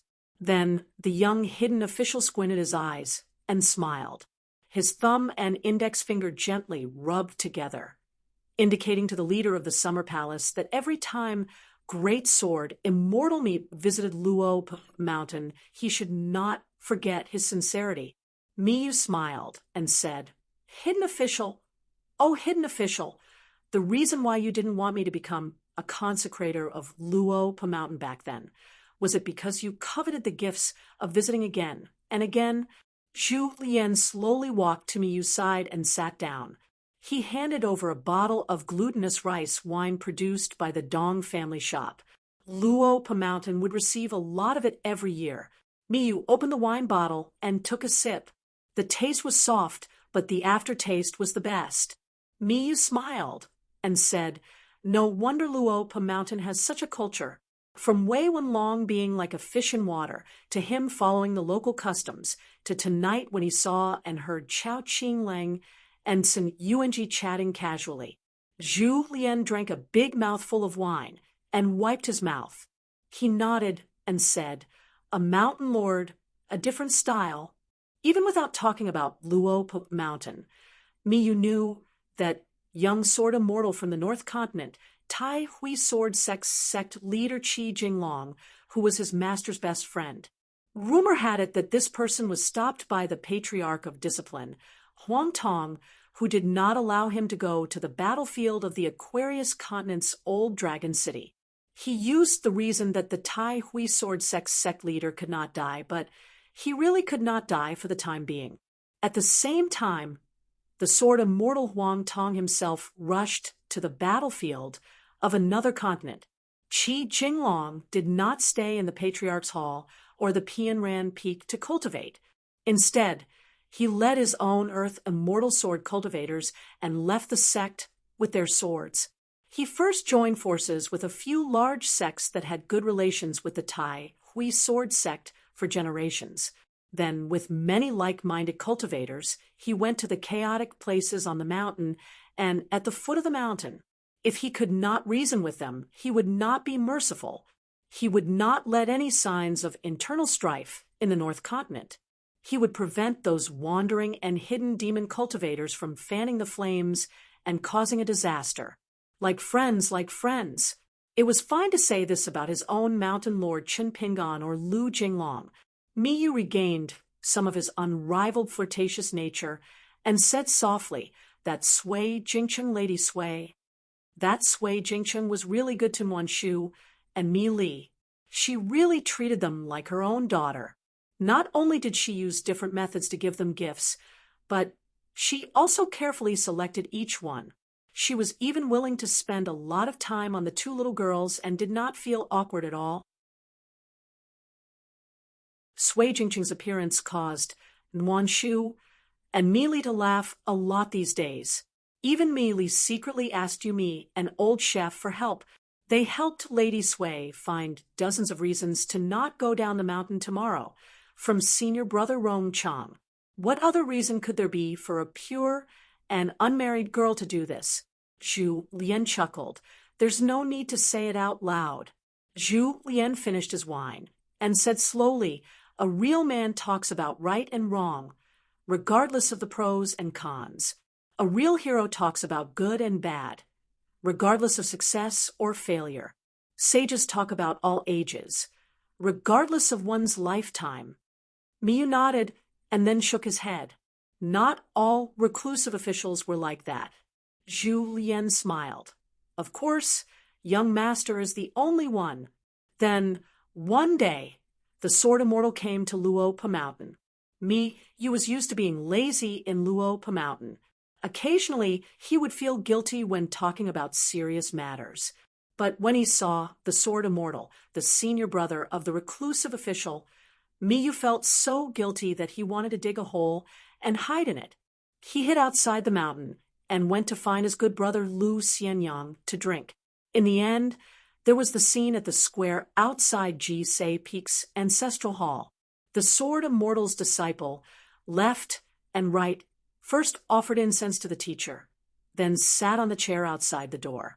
Other than Chen Nuanshu, who opened the door, and Zhou Mili, who helped move the chair, only Zhu Lian was watching from afar. Chao Qinglang had just accompanied Zhong Qiu to the state capital and was on the way. After left and right got up, Zhou Mili ran all the way and helped Mr. Zhu move the chair back to the ancestral hall. Left and right said he would do it himself, but Zhou Mili did not agree. Left and right could only give up. If Miyu or Pei Xiang were here, their eyeballs would probably pop out.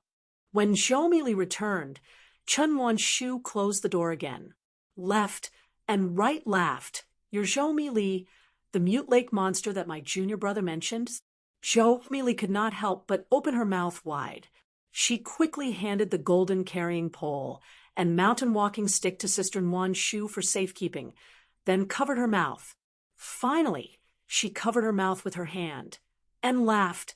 Good senior brother of the mountain lord, you're a sword immortal that's bigger than a table. How do you know me? Left and right laughed. What do you mean by bigger than a table? Zhou Mili explained. It means that you can place many big white bowls.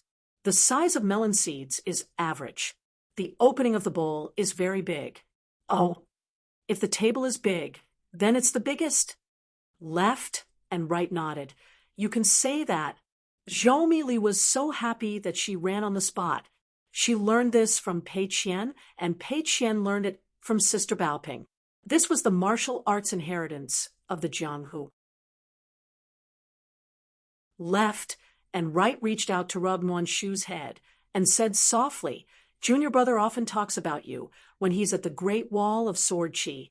He's always worried that you'll be bullied by a guy called Chen Lingjun. If there is, as your mountain lord senior brother, I can remind Chen Lingjun. Zhou Mili quickly said, Chen Lingjun went to the North Continent to walk the river. He didn't bully Sister Nuanshu. Sword Immortal on the table, please don't scold him. Chen Nuanshu bowed and said, Mr. Zhua, Chen Lingjun is very good. He won't bully anyone. Left and right nodded and directly asked Zhu Lian, who was walking over with cupped fists. Now, on Luopa Mountain, is there anything you can't cross? Is there anything I can help with? After Zhu Lian retracted his fist, he said, There is one thing that I need Mr. Zhua's help with. Left and right were surprised. Oh, which blind immortal from the Aquarius continent. Even the smooth and slick Zhu Lian was speechless for a moment. This was the first time he was chatting like this. Zhu Lian then talked about the matter of connecting the lotus root-blessed land and the ancient well's broken grotto heaven to form a grotto heaven blessed land connection. In the vast world, there were only two places that could accomplish such a feat. One was Zhu Lian's hometown. In the past, the blessed land was connected to the Tao ancestors' lotus grotto heaven. After listening to left and right, he said, Small matter. It was not easy to come to Luopa Mountain, and in the end, it was just to do this.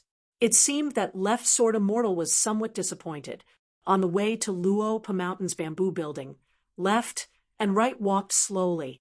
He carefully asked Zhu Lian about the situation of the lotus root blessed land. After roughly understanding, he said that he could ask Chong Mingdao friend for some divine path knowledge and ask Master Zhongqiu about the current situation of his hometown. If Mr. Zhu did not find it troublesome, he could even ask about the guest of the blessed land. As for how to use the sword in the end, there was no need to ask anyone. Zhu Lian agreed one by one and said it would take at most 4 hours. Left and right arrived outside the bamboo building and called Chao Qinglang, who had just returned to the mountain. They sat at the edge of the cliff and asked some questions. Left and right said, when it comes to learning, you have to be more attentive than your teacher. He is just too smart, and his attitude towards learning is not as good as yours. Chao Qinglang did not know whether to nod or shake his head, and did not know how to answer. Left and right asked, Pei Qian is still not back from his trips? Chao Qinglang nodded and said, the last message he sent back to Luopa Mountain was from Lei Gong Temple of the Snow Mountain Continent, at the home of Pei Xiang, a martial artist of the 10 realms. Left and right frowned slightly. Pei Qian sent the letter personally? How could he be so careless when he is alone outside at such a young age? Don't learn from your teacher. Chao Qinglang shook his head and said it was Snow Mountain Continent's Sword Immortal Senior, Xie Songhua, who helped him. Pei Qian is very cautious when he walks the Jianghu. Left and right nodded and smiled. That's not bad. Left and right looked at junior brother. He did not find him pleasing to the eye. Then he looked at the disciples and students that junior brother took in. They were pleasing to the eye. Left and right said, you are a disciple of the Confucian school, and also a person who cultivates the Tao. Martial uncle does not like to interfere. But there is one thing that you can remember first. You were in the right, but you met an unreasonable immortal on the mountain. The other party bullied you because of their higher realm. Saying your teacher's name might not be useful now, so you should say martial uncle's name. From now on, the lineage of the sage of literature's lineage no longer needed to be hidden from the world. Chao Qinglang nodded and said, I will remember. Left and right suddenly asked, do you know how to drink? Chao Qinglang blushed and said, this trip, I drank, but I don't like to drink. Left and right laughed. Very good. Don't learn from your teacher and become an alcoholic. Learn from martial uncle. Chao Qinglang asked, I still have some questions in my studies. Martial uncle is busy. Left and right said, there are many things in the world that cannot be studied. Just ask. In the end, left and right stayed at Luopa Mountain for a short 2 days. The heavenly paradises were connected. Left and right retracted his sword Qi and went down the mountain to travel 1,000 miles away. When he passed by the center of the Aquarius continent, left and right heard a voice and told him a simple principle which made left and right frown. The sage of literature's lineage already has a disciple. Then among martial uncle, can there be someone who can fight and is known by the world, so that the old farts in the future will not dare to bully them? This was the principle that Cui Dong held the Baek Okekyung building in his hand and told left and right. So in the end, left and right turned his sword and did not go south to Old Dragon City, but crossed the sea and went straight to the Pthong continent. Xiao Chua was about to ask Chin Chu Nan, who could carry the sun and moon on his shoulders, to ask a continent. Between heaven and earth, the sword light arrived. Xiao Chua was struck into the air by the sword, tilting a little, and instantly crashed into the bottom of the sea. The sword light split the sea and then pierced through Xiao Chua and the mountain range under the sea. Xiao Chua asked me a punch from behind. Left and right returned a sword to you, bright and powerful. Even if you don't want to, you have to. If you are not in the savage, desolate world, you might not be able to take it. Once the heavenly paradises were formed, the burden on Zhu Lian's shoulders lightened. It was as if everything was smoothed out, and the only thing left was for young master to return home. Just as Zhu Lian's mood turned for the better, he did not think that something bad would happen. Damn it, people should not get carried away. A few days after one lady Sui left, another lady Sui came. Zhu Lian saw a strange scene in a scroll painting on the desk and cursed at the prodigal woman and threw in a grain rain money. Luckily, she was the least valuable and only needed one. Also, she was not a pure martial artist, which was the good thing. After dying once and walking out of the painting, her Tao foundation was not harmed. After Sui Yu walked out of the painting, her killing intent was extremely heavy. Obviously, she killed many demons in the old Dragon City battlefield, so much so that her body and Tao disappeared. Sui Yu's killing method was not like Zhu Lian and Wei Xian, but more like Lu Baixiang. Therefore, she was definitely not courting death, but the battle was really fierce, and she was in a place where she would definitely die. Zhu Lian still cursed, "Of all people to learn from, you learned from your master, who likes to fight without caring about his life. So arrogant, so amazing, a scholar from the lotus flower-blessed land. You really think you are the scholarly sage of the world? What happened in the end? I don't care if it ended well or not, but as a direct disciple, you don't know?" Sui Yu's eyes instantly turned cold, her killing intent rising. Zhu Lian glared. "What? Did I say something wrong? Or am I right? This prodigal woman still dares to scare me? How many divine coins have you earned in the Jade Gui sect and True Realm sect? You can't even compare to Lu Baixiang and Wei Xian. Although this woman's killing intent was heavy, her killing intent was not deep, and she still had some conscience. Otherwise, Zhu Lian was really afraid that he would not be able to control himself and beat her back into the painting. A sword cultivator at the bottleneck of the Golden Core realm. How amazing do you think you are? Outsiders can't tell why you went to the Ascension platform and why you can't break through to the nascent soul realm, but I know it clearly. Others don't know why you Sui Yu want to ascend, but when I was in the lotus flower blessed land, Zhu Lian, flipped through all the unofficial histories and secret records of the pugilistic world, and I know why you insisted on ascending with your sword.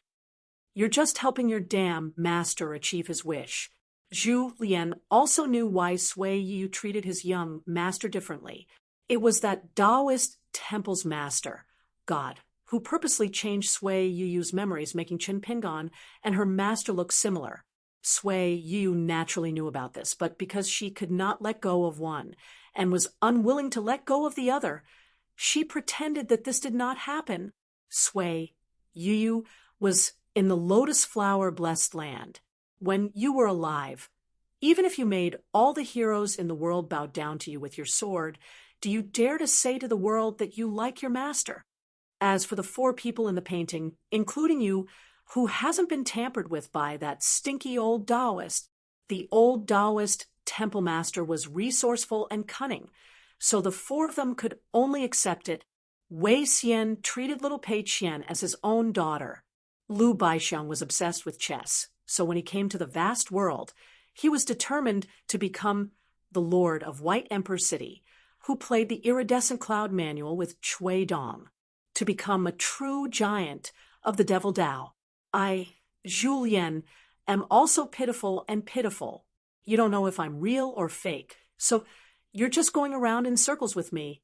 Sui Yu did not want to argue with Zhu Lian, but said, "I want to go to Old Dragon City again." Zhu Lian said, "How many lives do you have left so you can do whatever you want? When you died in the blessed land, you could still come to this painting. If you die again, who will help you collect your body?" Sui Yu said angrily, "Who are you to control me? Among the 4 of us, you're the one who likes to cause trouble the most." Zhu Lian said with a cheeky smile, "My young master can't control you. He'll feel bad about Guyu's money. I'm warning you, my young master has never made a loss in serious business. Don't make an exception because of you. However, Sui Yu, this silly woman, said something knowledgeable. Sui Yu prepared to fly away on his sword. Zhu Lian said coldly, he'll feel bad about his money and regret it. Sui Yu snorted and walked away, but he did not fly down the mountain. Her residence was on Luopa Mountain. Zhu Lian clicked his tongue.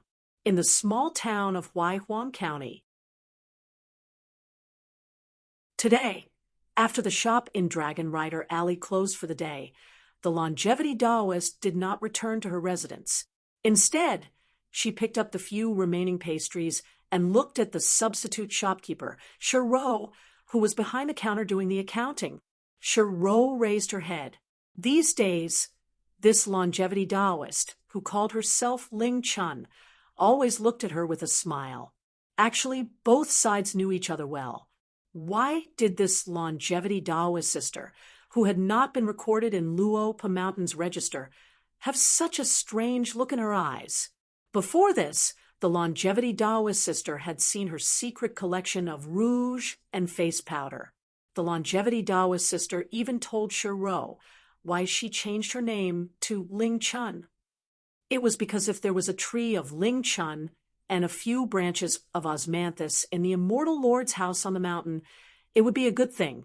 Compared to the common saying of good people don't live long, Ling Chun sounded better. However, in the future, the ancestral hall would still use the name longevity.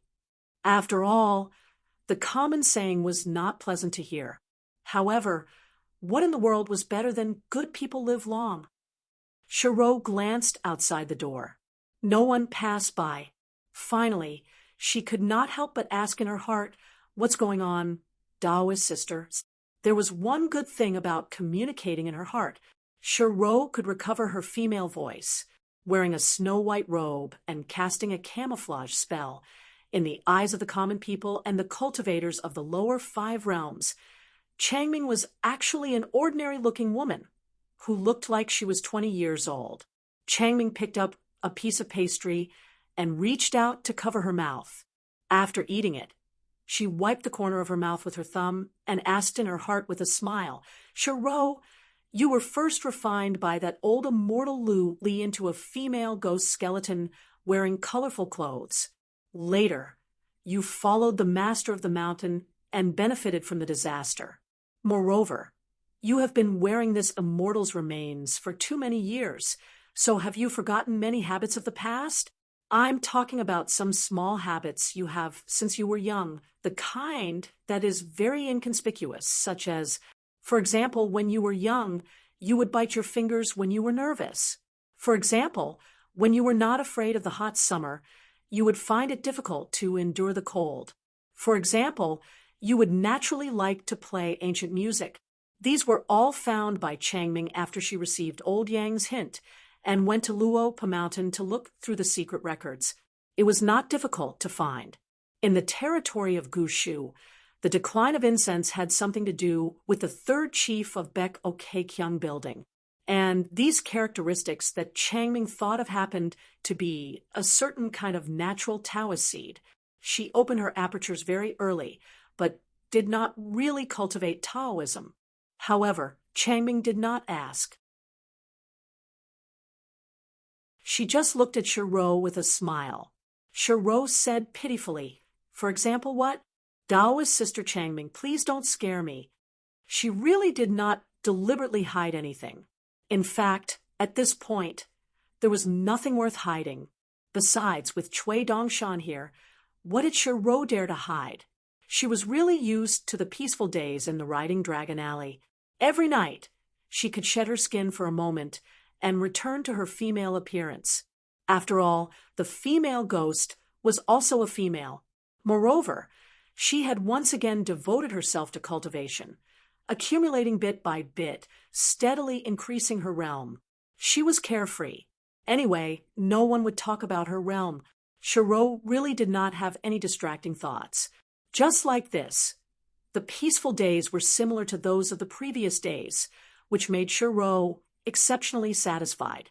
As for the secret orthodoxy that had been exposed by Cui Dongshan, Shiro really did not want to say anything more. Why should she talk about this with Daoist Sister Changming? Anyway, Cui Dongshan knew about it. Was it not the same as knowing half of Luo Pa Mountain? Was it not?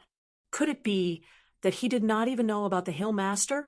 Back then, because of the ballad in her hometown, Cui Dongshan's brain was filled with many ancient almanacs. He actually knew the root of her orthodoxy at once. He called Herb the remnant of a country that perished 600 years ago, the ashes of a side branch of Taoism, and said that he knew the unique secret method of the ancestor of resurgence of her lineage. He also said that he wanted to completely erase a little bit of her Taoist aura. To be honest, at that time, Shiro was really scared to death. As for now, you can do whatever you want. Anyway, I'm just a temporary shopkeeper of the New Year shop. Every day, I help Luo Pa Mountain help you, Cui Dongshan's husband, earn some hard-earned money. Every night, I cultivate diligently. What else do you want me to do? If you really annoy me, I'll go and complain to your husband. I don't care if you are Cui Dongshan or some big white goose. Daoist Changming stared at Shiro. After a moment, she smiled and said, I see. This Cui Dongshan is really interesting. Secretly doing good things without leaving a name? If he isn't the direct disciple of the Mountain Master and is a completely trustworthy person, then it's really worrying. Changming smiled and said, It seems that I've misunderstood you. I won't say anything about Sister Shiro not taking it to heart. However, you can take it to heart, but it's best that I don't find out that you take it to heart. Otherwise, it'll make things difficult for me. Shiro's lips trembled. She was afraid and aggrieved. She said timidly, Sister Changming, don't scare me. It wasn't easy to have a close friend. Why did it suddenly become like this? Changming sighed. I'll help you write a letter. First, I'll ask for Immortal Master Chui's opinion. If it's feasible, we'll catch a big fish. If it's not suitable to act rashly and alert the enemy, we'll put it aside for the time being. At this point, Changming stretched out a finger. A golden light suddenly pressed between Shiro's eyebrows. Changming smiled and asked, Third Chief, what do you think? Shiro fainted on the spot. Her whole body was surrounded by 7 colors. Outside the door, a head popped out first. After looking around for a while, a young man in white strode over the threshold. He clapped his hands lightly and said with a bright smile, Sister Changming, you have good thoughts, good skills, and good courage. My master is the most virtuous person to meet. Changming frowned and said, Since both sides already know, may I ask Immortal Master Chui, why you've been observing Sect Master Lu from afar until now? Cui Dongshan leaned on the counter and craned his neck to look at Shiro, who was lying behind the counter. With his back facing Shiro, he snapped his fingers and Shiro actually jumped up high before falling heavily onto the ground. He smiled and said, Don't worry, there's one good thing about Sect Leader Lu. When it comes to big matters, he's always willing to accept his losses. As for small matters, he really disdains to scheme. At most, when he's bored, he'll occasionally take a look at the scenery of Riding Dragon Alley. Every time he executes the ability of Mountain View and River View, he'll cross 2 worlds. Although he doesn't see much, he expends a lot. This in itself is a kind of gift to Shiro. Cui Dongshan leaned on the counter with his feet off the ground. He turned his head and smiled. What's more, Sister Changming probably doesn't know. Once Sect Master Lu is bored, I'll have a lot to talk about. On Miss Shiro, every time I reach a higher level, I'll add a secret restriction that has never been heard of before. Other than some old bastard. Unless Lu Chen comes here to observe Shiro, he won't notice anything. In short, I know everything that Sect Master Lu has seen. Some of the things that he has seen are things that I deliberately want him to know. Maybe I'm saying it like this, but, Sister Changming, You must believe in my master's judgment in selecting students. Ooh. Chui Dongshan turned his body and floated to the ground. He faced Changming and said with a smile, I swear to heaven and earth. Changming shook her head and said, even if Sect Master Lu is trapped in a scheme, he'll still be able to predict your scheme after a few times. Chui Dongshan nodded vigorously. And then, after all, we're separated by a whole world. Even if his real body came here, he was suppressed to the Ascendant Realm back then. Plus, he's just a master of mountains and rivers, so he should be in the immortal realm. If he calculates with me again, can he beat me? Chui Dongshan shook his head vigorously. I really can't. Only then did Changming nod his head lightly. However, he said, I will tell Master about this matter in full detail. Chui Dongshan bowed and said, with teacher's help, half of the burden on my shoulders has been lifted. Changming was a little helpless. Changming suddenly asked, did you predict that I would test Shiro today? Chui Dongshan raised his hands. His snow-white sleeves were too big. They covered his face and were blown away. He put down one hand and patted his chest vigorously. I swear to heaven and earth, it's all based on luck. Changming was silent. Chui Dongshan pointed to his head and said with emotion, it's not all about luck. After all, you're not Li Huai. How can I ignore you in Luopa Mountain? Don't blame Wei Pai for tipping me off. Except for Wei Shanjun, you didn't find all the spies I placed here in the town, so I'm just scheming against you. Speaking of this, the young man in white began to shake his head and said carelessly, I won't say anything like, Sister Changming. Please don't mind me. But you can mind, but you'd better not let me find out that you mind, or you'll make things difficult for me. Changming couldn't help laughing, but she was more relieved. An unpolished jade stage cultivator was actually able to completely conceal himself and stay by his side. No wonder he dared to say that he was scheming against Lu Chen. Chui Dongshan jumped backward and landed behind the counter. He put his feet together and stepped on Shiro's face.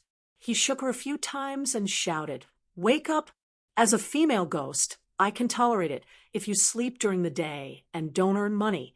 But it's late at night. Why don't you come out and scare people? Changming stretched out her fingers and rubbed her eyebrows.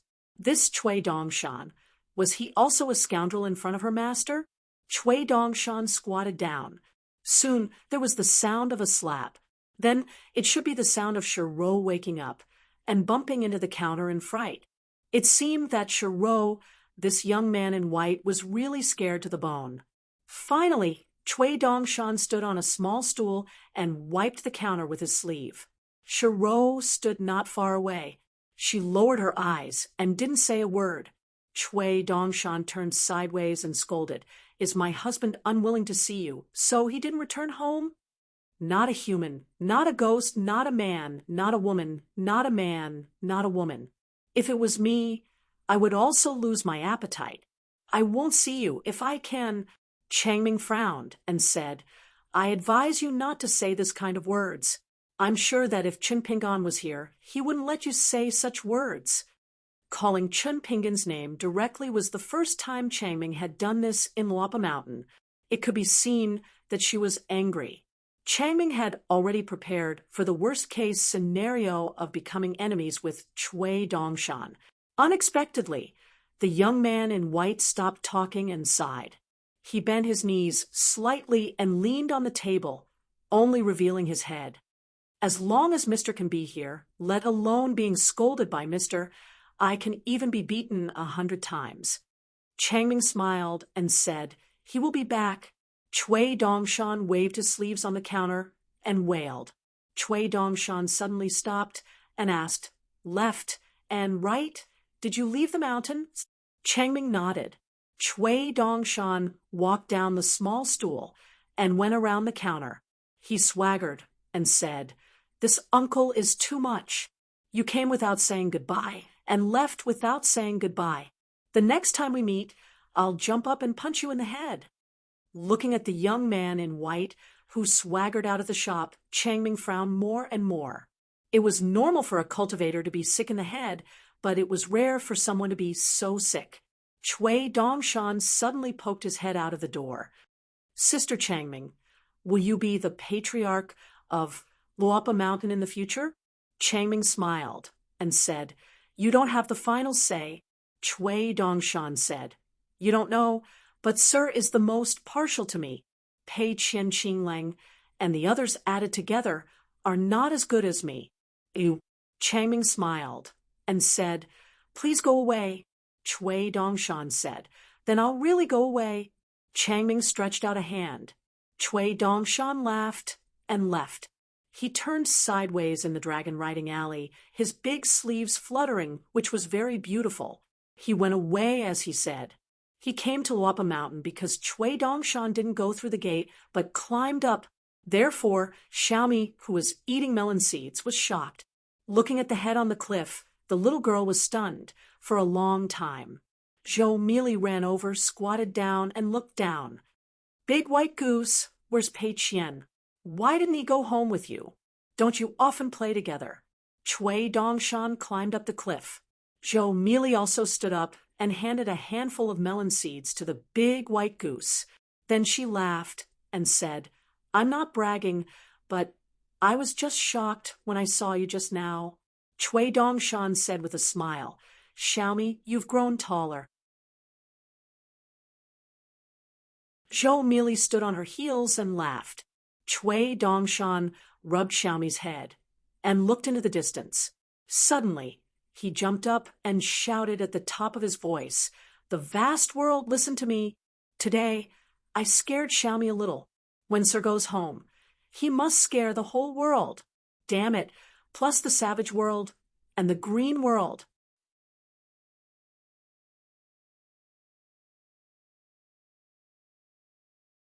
$7.19. After Chui Dongshan finished his speech, he nodded his head lightly. Very good, very tactful.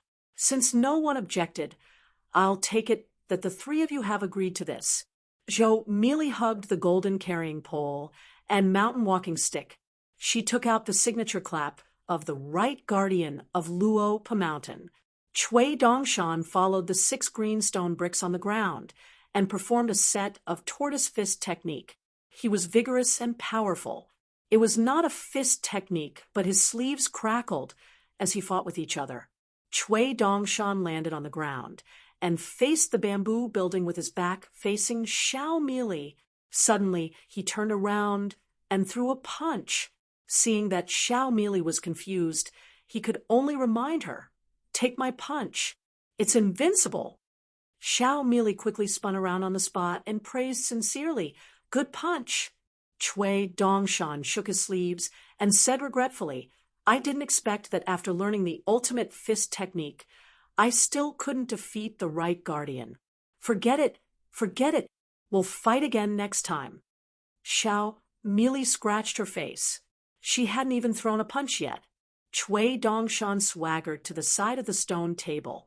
Xiaomi hurriedly placed the 2 treasured magic weapons on the table, pulled out several handfuls of melon seeds from her sleeves, and piled them in front of the Big White Goose. She had been saving them for a long time, and now she finally had a use for them. Chui Dongshan munched on the melon seeds and asked casually, Zhou Meili, did anyone bully you? Even if you're a mute lake monster, you have to tell your little senior brother if you've been bullied. I don't have any other skills, but I'm good at cursing and blocking the door. Zhou Meili crossed her arms. She wanted her shoulders to be taller than her little head. She sneered, Big White Goose, you've been away from home for too long. You're not smart anymore. I'm the only one who can bully others. That's why I said, don't always like to travel. If you're bullied when you're outside, I won't be able to take care of you. Chui Dongshan bent over and munched on the melon seeds. His mouth was not idle as he said, Xiaomi, in the future, there will be more and more people on the mountain. Even if they don't travel far, there will be more and more things to do on the mountain. At that time, I may not be able to chat with you as much. Are you sad? Are you angry? Zhou Meili laughed. The Big White Goose is talking nonsense again. When I was a big water monster at Mute Lake, no one talked to me for many years. How could I not be sad? Chui Dongshan suddenly understood and said, "But those passers-by are not your friends. If your friends ignore you, the feeling will be different." Zhou merely furrowed her thin and yellowish eyebrows and thought for a long time. She counted the good friends in her mind one by one. Finally, the little girl asked tentatively, "Can you talk to me for a year?" Chui Dongshan stopped munching on the melon seeds and smiled. "Of course," Zhou merely said in a low voice. "Two sentences are not too much." Chui Dongshan smiled and asked, "When are you going to take me to Red Candle Town and Jade Liquid River to play?" Zhou merely blinked. "Let's wait for the Good Mountain Lord to come home first." As long as she squatted in the Good Mountain Lord's bamboo box, the black-clothed little girl's courage would be as big as 2 grains of rice. As long as she knew that the Good Mountain Lord was on his way home, she would dare to go down the mountain alone and pick him up at Red Candle Town. Chui Dongshan nodded. "That's a problem. I'm so angry. I'm so angry. I'll talk about it later. I can't scare little Mealy." Since Old Chef had already returned to Luopa Mountain to help sort out the situation, Chui Dongshan was more at ease. What he could do was to check and fill in the gaps when he had nothing to do. Other than helping fellow Taoist Chongming with Shiro, he also had to give Hongxia Yunzi, the 2 little rascals, a warning. As for Pei Xiang, the ruler of the Fox Kingdom, who had just arrived, it was even more so. Old Chef had always been affectionate towards beauties. He was still a little soft-hearted. In fact, it was just right. Old Chef would be the good guy, and Chui Dongshan would be the bad guy. Chui Dongshan had already told Master that even if a mountain did the same thing in the end, it would still need many people's hearts. It was so that some people could see it clearly and remember it firmly. Only then could they really remember it well. Among them, one of the more important things was that he suggested that fellow Taoist Chang Ming temporarily take up the position of the patriarch of Luopa Mountain. In fact, according to the etiquette of ordinary immortal mountains, Chui Dongshan had already overstepped his boundaries. It was no longer considered daring. He was challenging the entire ancestral hall alone, not to mention being punished after the autumn. He could just cut off his legs and throw them out to feed the left guardian of Dragon Riding Alley. Therefore, this trip to Luopa Mountain was really not just for Chui Dongshan to stroll around. Chen Nuanshu jogged all the way over. He had a bunch of keys on his waist and was chatting softly. The little girl in the pink dress bowed to Chui Dongshan and sat quietly at the stone table. Chen Nuanshu would not get involved in any major matters, but he knew all the small matters on Luopa Mountain.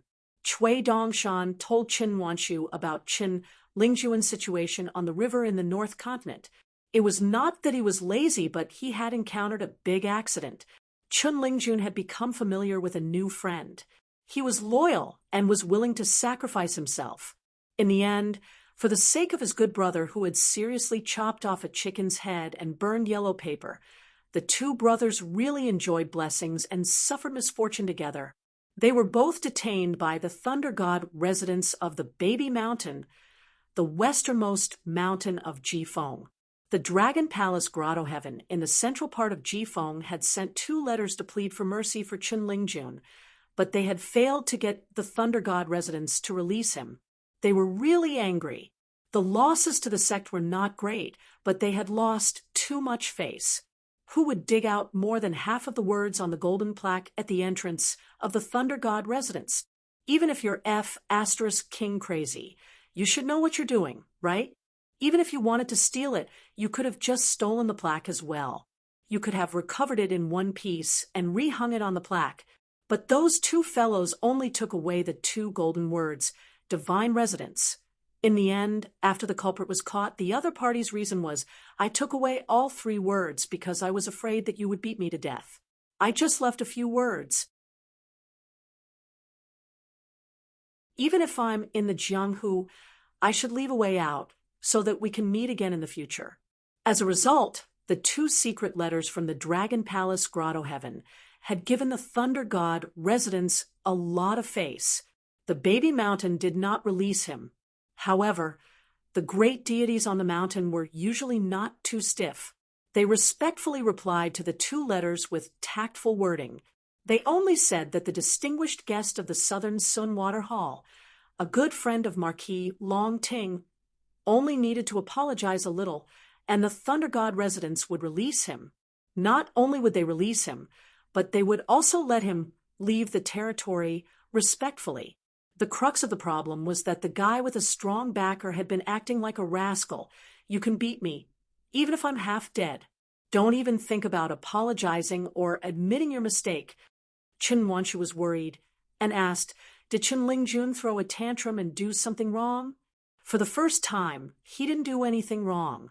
In the North Continent, this kid would rather lie on the ground and carefully travel far away, let alone lower his head. No one can see him. Chui Dongshan waved his hand and said with a smile, it's because the Thunder God residents of the Baby Mountain didn't discipline him properly. He made a mistake first, but it wasn't a big mistake. There was a small grudge in the Jianghu at the foot of the mountain. He mistakenly killed a person and injured a few others and settled the matter with a sum of immortal money. Then Chen Lingjun happened to bump into him, but he couldn't save him. The friend beside him couldn't hold back and took the initiative to beat him up. Anyway, it was a muddled battle. Chen Lingjun's new friend was beaten up badly, and the violent cultivator ran away. Chen Lingjun couldn't take it lying down. As for the deities on the Baby Mountain, they were more concerned about their reputation. Moreover, they didn't think that a mistake was a mistake. In addition, Chen Lingjun was a foreigner. According to the usual rules on the mountain, it was a mistake on top of a mistake. Chen Lingjun wasn't stupid enough to barge into the mountain gate.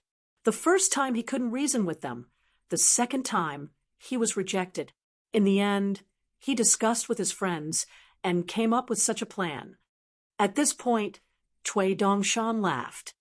As expected of someone from the Luapa Mountain, doing things is satisfying. Chen Wanshu said, it's fine as long as it's a close call.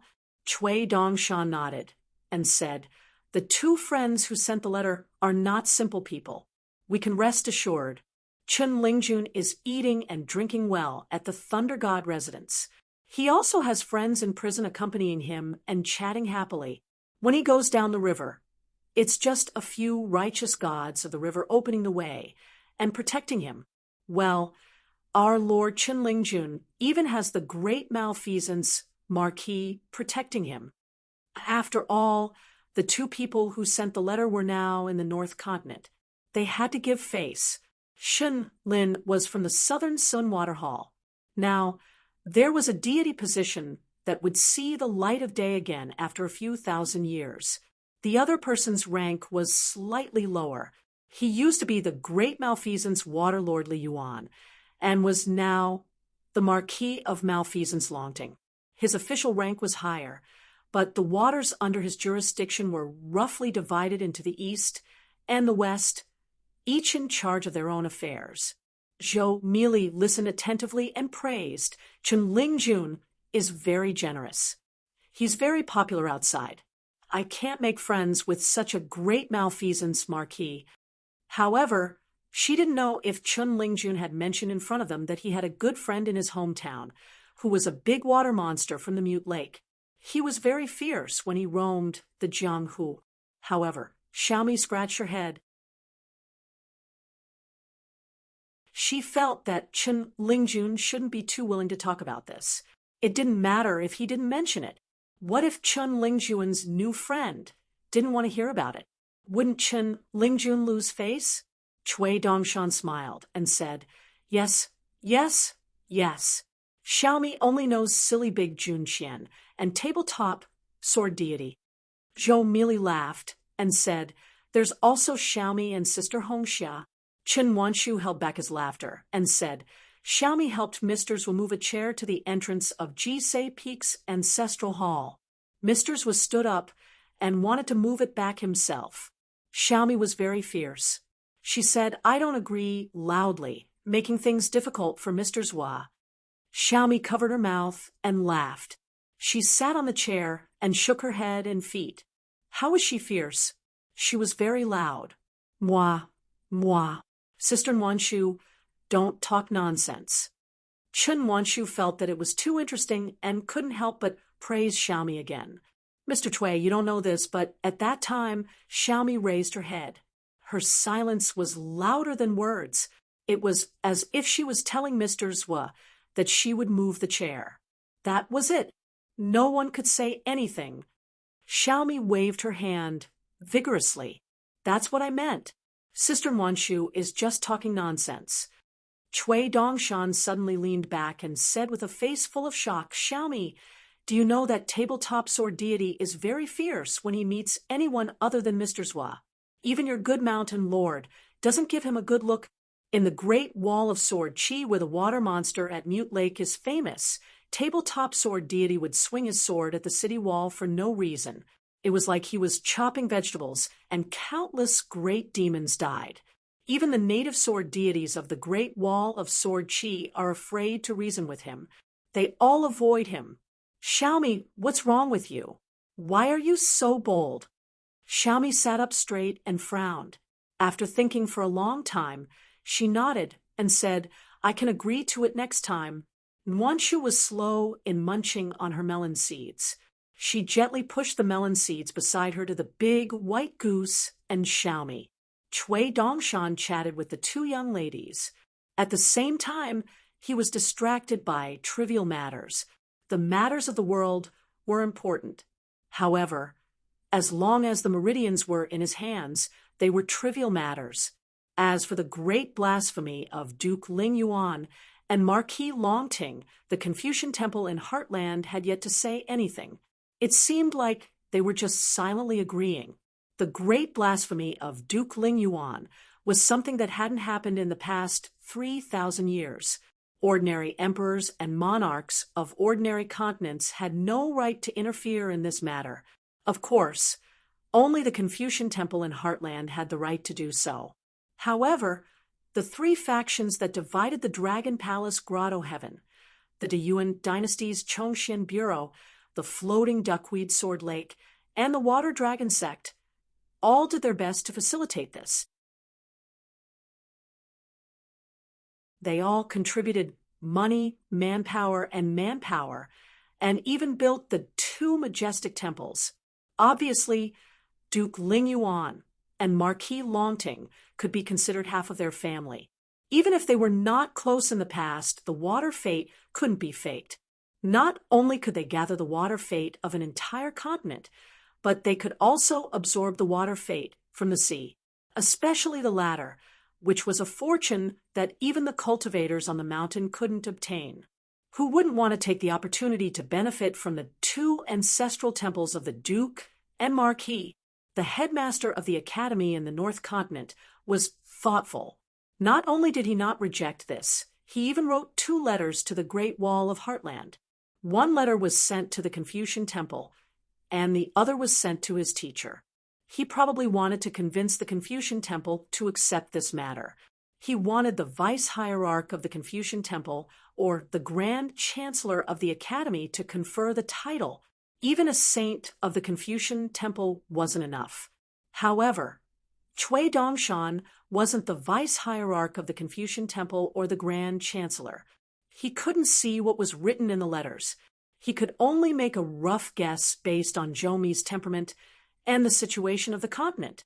In fact, it was the Aquarius Temple that forced the Confucian temple in Heartland to agree to the connection between the North Continent and the Aquarius continent. So, what if they didn't admit it? The Aquarius continent's Chi crossing was handled by the old man from the Book Lake, the old monk in chicken soup, and Mr. Fan of the Shang clan watched the ceremony from the side. Li Lu, who had secretly returned to the Aquarius continent, and Wan Xiao, who looked at Li Lu across the water, were also present. Heavenly Lord Qing Tong of the Yang family's medicine shop asked Wan Xiao to bring a plaque and Li Lu a couplet as a gift for the Great Wall of Blasphemy Ancestral Temple. Temple of Blasphemy Ancestral Temple. Like a spring breeze, a gentleman inherits the past and opens up a way for the future. Being calm and proud, a sage saves the world and helps the people. Literature brings peace to the world. The plaque and couplet were made of words, as if they were written by Chi Duogong himself. There was a blank plaque in the Great Wall of Blasphemy Ancestral Temple, as if it was waiting for someone to write. It might write spring in the world. It might write my heart is bright. Who knew? Chui Dongshan lay on the melon seed shells on the table, feeling bored. Why isn't Sword Immortal Me here to catch up with him? We are good friends. I'm very busy. I have to cherish my time. So what if you are a sword immortal in the unpolished Jade realm? Do you think you can look down on a useless friend who is only one realm higher than you? Miyu, who was dressed in a green robe, walked to the edge of the cliff. His smile seemed unnatural. Miyu was really afraid of Great Sword Immortal's Wa. To be precise, he was in awe of him. As for the white-robed young man in front of him, who was handsome when he didn't speak, but had a screw loose when he spoke, Miyu was really annoyed. Back then, on the city walls of his hometown, he was leisurely lying in a drunken stupor. He didn't provoke anyone, did he? In the end, this guy passed by and set a trap for him. This cause was to attack a native sword cultivator for the first time. Miyu got half the jackpot. After all, Zwazwa didn't really attack him. He looked down on the unpolished Jade Realm's embroidered pillow. What else could he do? Great Sword Immortal Yuqing had good luck and got the remaining half. Therefore, when Miyu first discovered that Chui Dongshan had come up the mountain, he went to the empty old mountain shrine. He didn't expect Chui Dongshan to be so good at chatting. It wasn't appropriate to hide all the time. Besides, when Luapa Mountain opens the Katoptric deflection, Miyu wanted to bring this guy along to earn money from the Fairy Sisters. Besides, no discord, no concord. They were now a family. However, Miyu felt that he had to take it easy. Lin Junbai was such a smart person, but she had been tricked so badly by Chui Dongshan after a few rounds of chess. Miyu was a bad chess player, so it was best to be careful. Chen Nwanshu tugged at Zhou Mili's sleeve. Zhou Mili suddenly had an idea. She bade farewell and accompanied Sister Nwanshu to clean the bamboo building. If there was a speck of dust on the desk, it would be considered that she and Sister Nwanshu were slacking off together. Chui Dongshan gestured for Great Sword Immortal Me to take a seat. He smiled and said, "Great Sword Immortal Me, I've heard a lot about you." Miyu helplessly sat down and faced the white-robed young man. It was better for them to be far apart. Chui Dongshan said in all seriousness, "I'm Dongshan." Miyu said unhappily, "It's not like we don't know each other. Even a clay bodhisattva would have some temper. Even if he wasn't a sword immortal, he was still a sword cultivator. Which sword cultivator in the world didn't have a temper? Then let's get to know each other." Chui Dongshan smiled in his heart and said, "My natal flying sword filled the sky." Before ascending to the upper 5 realms and the lower 5 realms, he secretly went out of the city to fight 6 times. In the middle 5 realms, especially when he was a nascent soul sword cultivator, he was the most ruthless. Among sword cultivators in the same realm, his battle achievements were ranked 2nd. He was the most willing to risk his life because this place was hostile to the demon race. His realm wasn't too high. Even if he was in a desperate situation, his brother Miyu could save him. After ascending to the unpolished Jade realm, Miyu's fighting style suddenly changed. He became timid and cowardly, becoming a joke in his hometown. The truth was that once Miyu was in a desperate situation, he would only cause his brother to die first. Even if Miyu died later than his brother, he would most likely die in the next battle, or he would learn from sword immortals like Tao Wen and Zhou Cheng. He would suffer for the rest of his life and live a life worse than death. Miyu clenched his fists under the table. His face was ashen. Chui Dongshan rested his chin on one hand and fiddled with the melon seeds with the other. He said, "My master didn't tell me that." Miyu sneered and said, "Master Hidden Official definitely wouldn't be so bored." Chui Dongshan's head shook. He switched to his other hand and rested his chin on it. "That's right. I'm rather bored. That's why I poured wine on the wound in someone's heart." Miyu said, "If you don't like me, just say it." Chui Dongshan shook his head and said, "It's the exact opposite. I don't dare to say that in my heart Miyu is a hero who has been wronged by others. But I dare to say that the sword cultivator Miyu is truly a living person. Miyu was very mischievous, but on some matters he was very serious. So even though Chui Dongshan had explained it this way, Miyu was still furious. He could not beat him. What's more, he might not be able to beat him. He could not scold him either.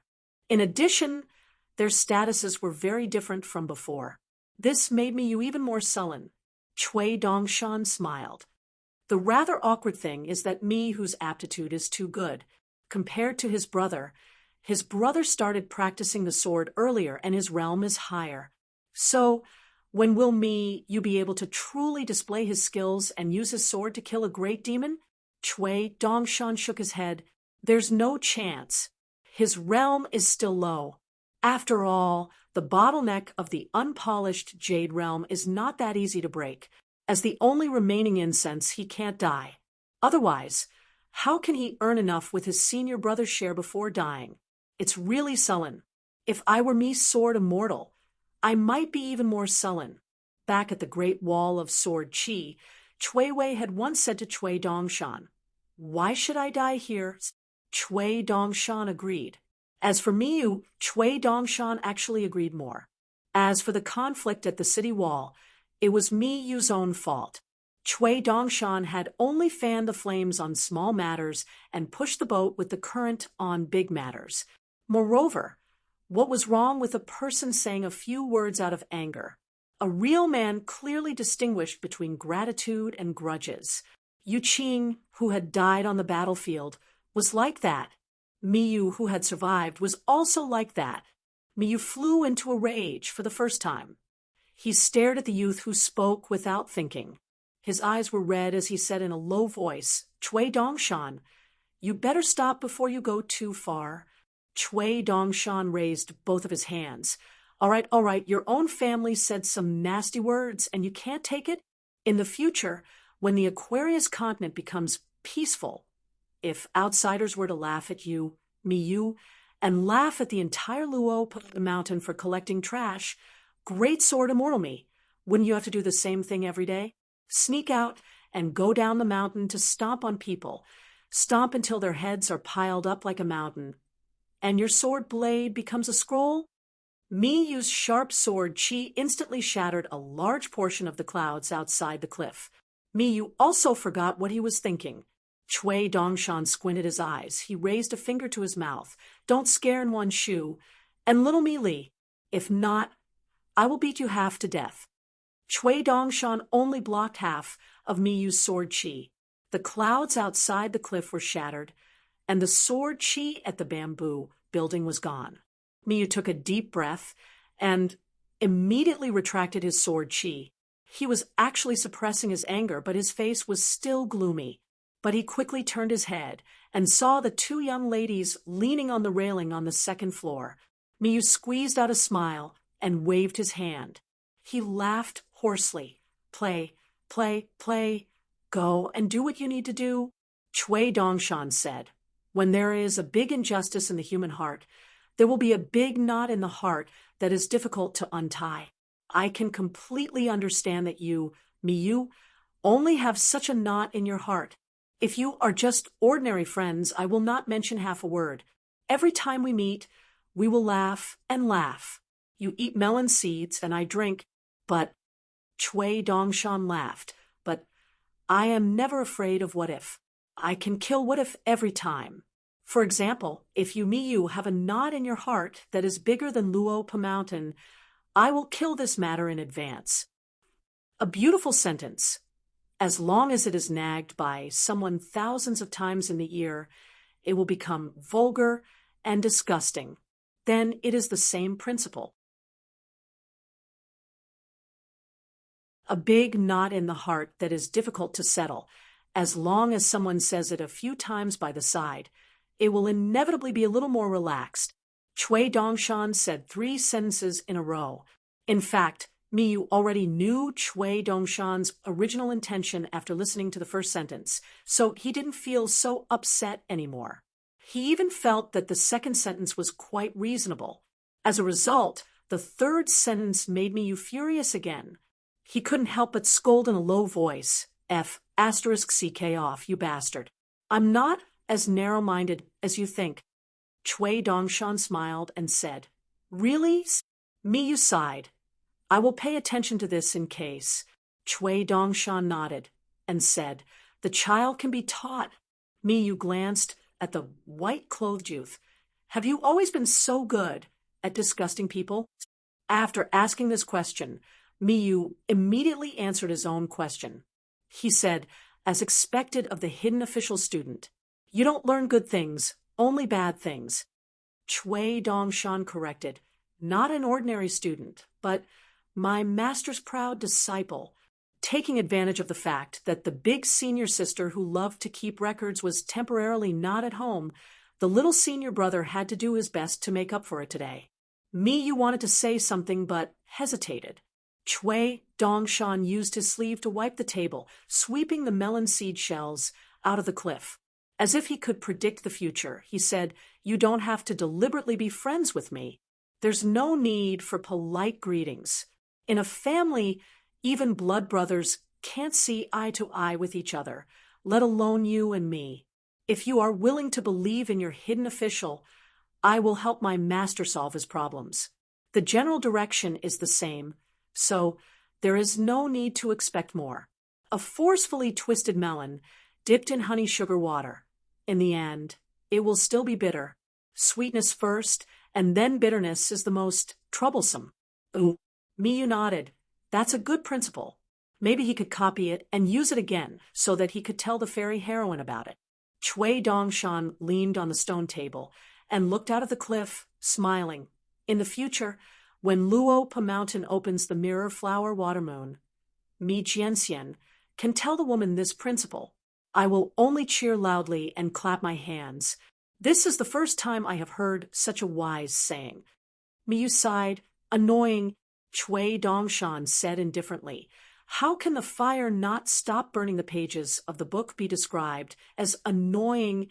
Miyu raised his hands and said with a sad face, Chui Dongshan, Chui Shinxian, Grandpa Chui, I'm afraid of you. In the future, as long as you come to Luopa Mountain, I will definitely stay far away from you. I will not bother you. Chui Dongshan raised his hand.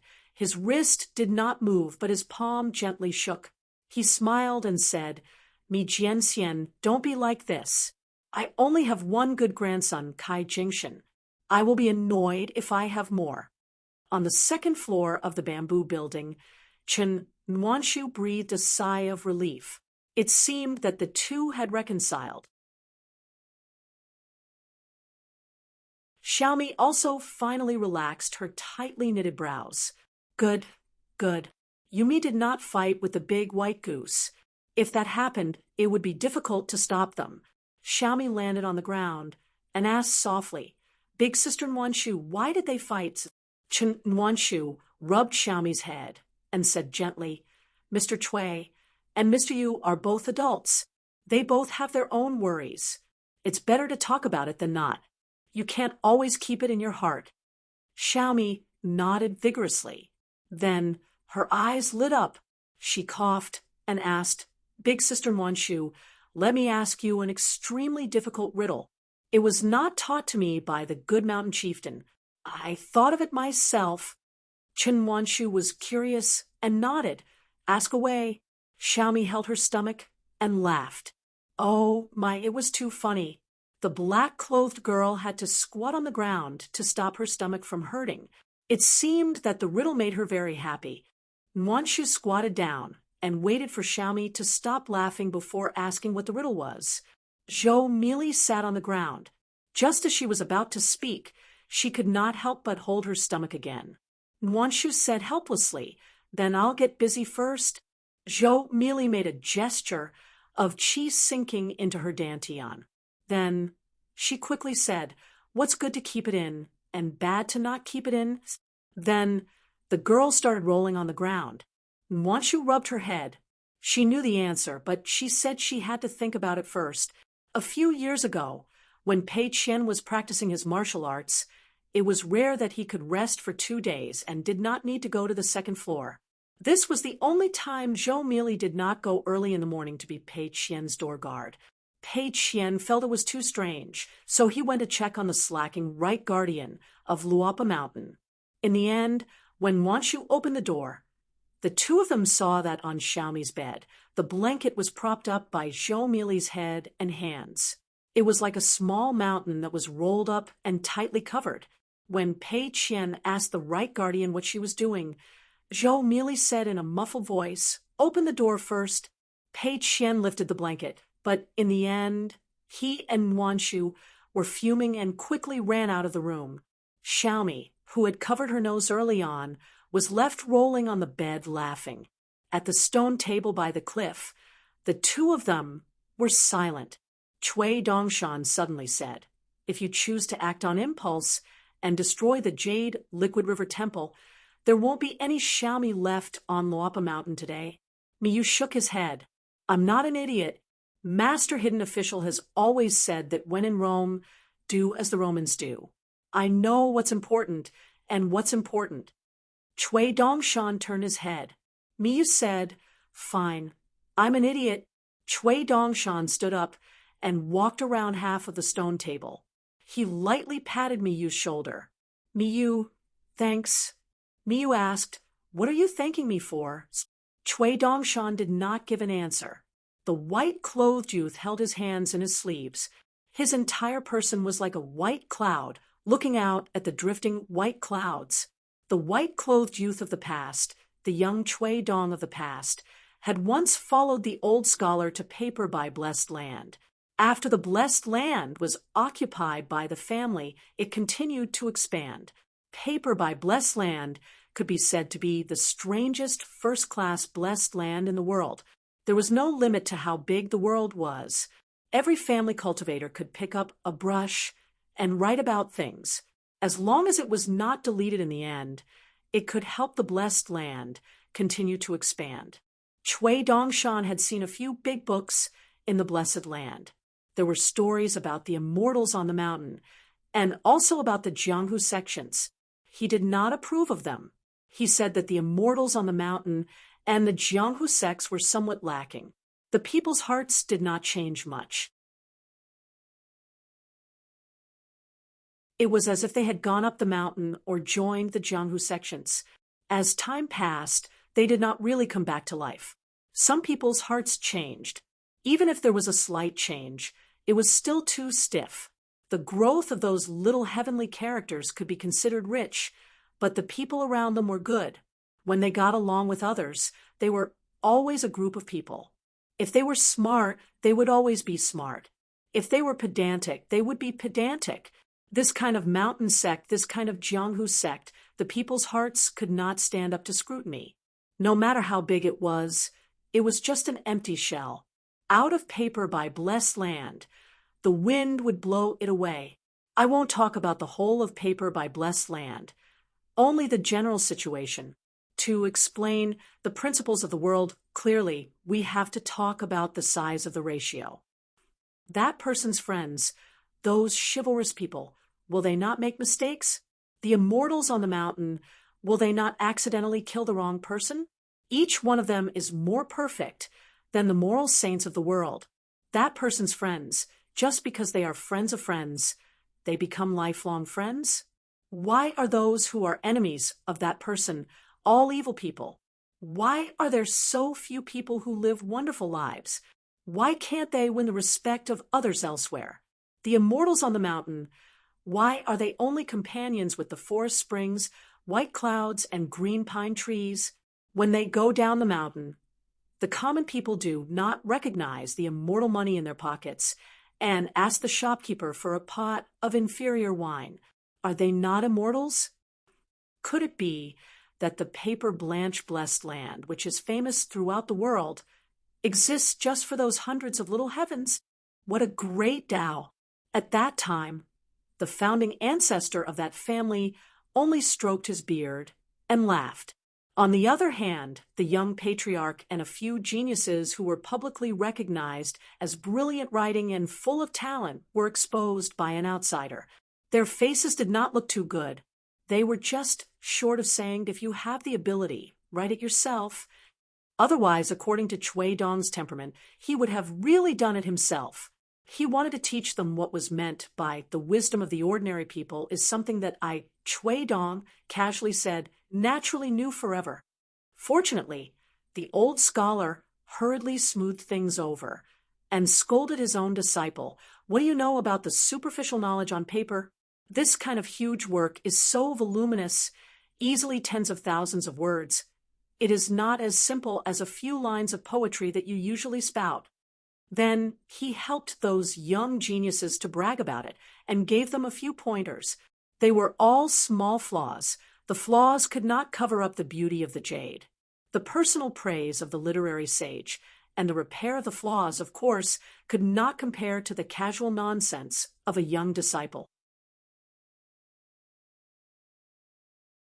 Those experts did not argue with Chui Dong anymore, other than the title of the first disciple of the literary sage. He was just a nameless junior. What did he know? But Chui Dong did not stop while he was ahead. At that time, the young man who had not yet revealed his outstanding talent said something even more disgraceful and ruthless that slapped people's faces. I have always felt that language itself is always a cage. The words of the world are the life and death of the family, because the boundaries of language constructed by words are the invisible boundaries of our thoughts. If one does not transcend this, it is difficult to prove the great Tao. At that time, only the old patriarch nodded lightly and looked at the young Chui Dong with a gaze of admiration. The old scholar grinned until his mouth was as big as half a dustpan, but he could be considered honest, and did not say anything. The old patriarch looked at him from the corner of his eyes and did not nod his head. After that, Chui Dong's reputation rose, and he did not disappoint the title of the first disciple of the literary sage.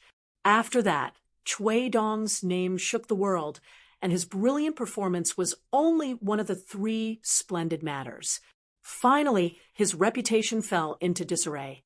Everyone in the world knew about this, but most of them forgot about one thing. In the past, Chui Dong was in the literary sage's lineage and frequently taught on behalf of his master.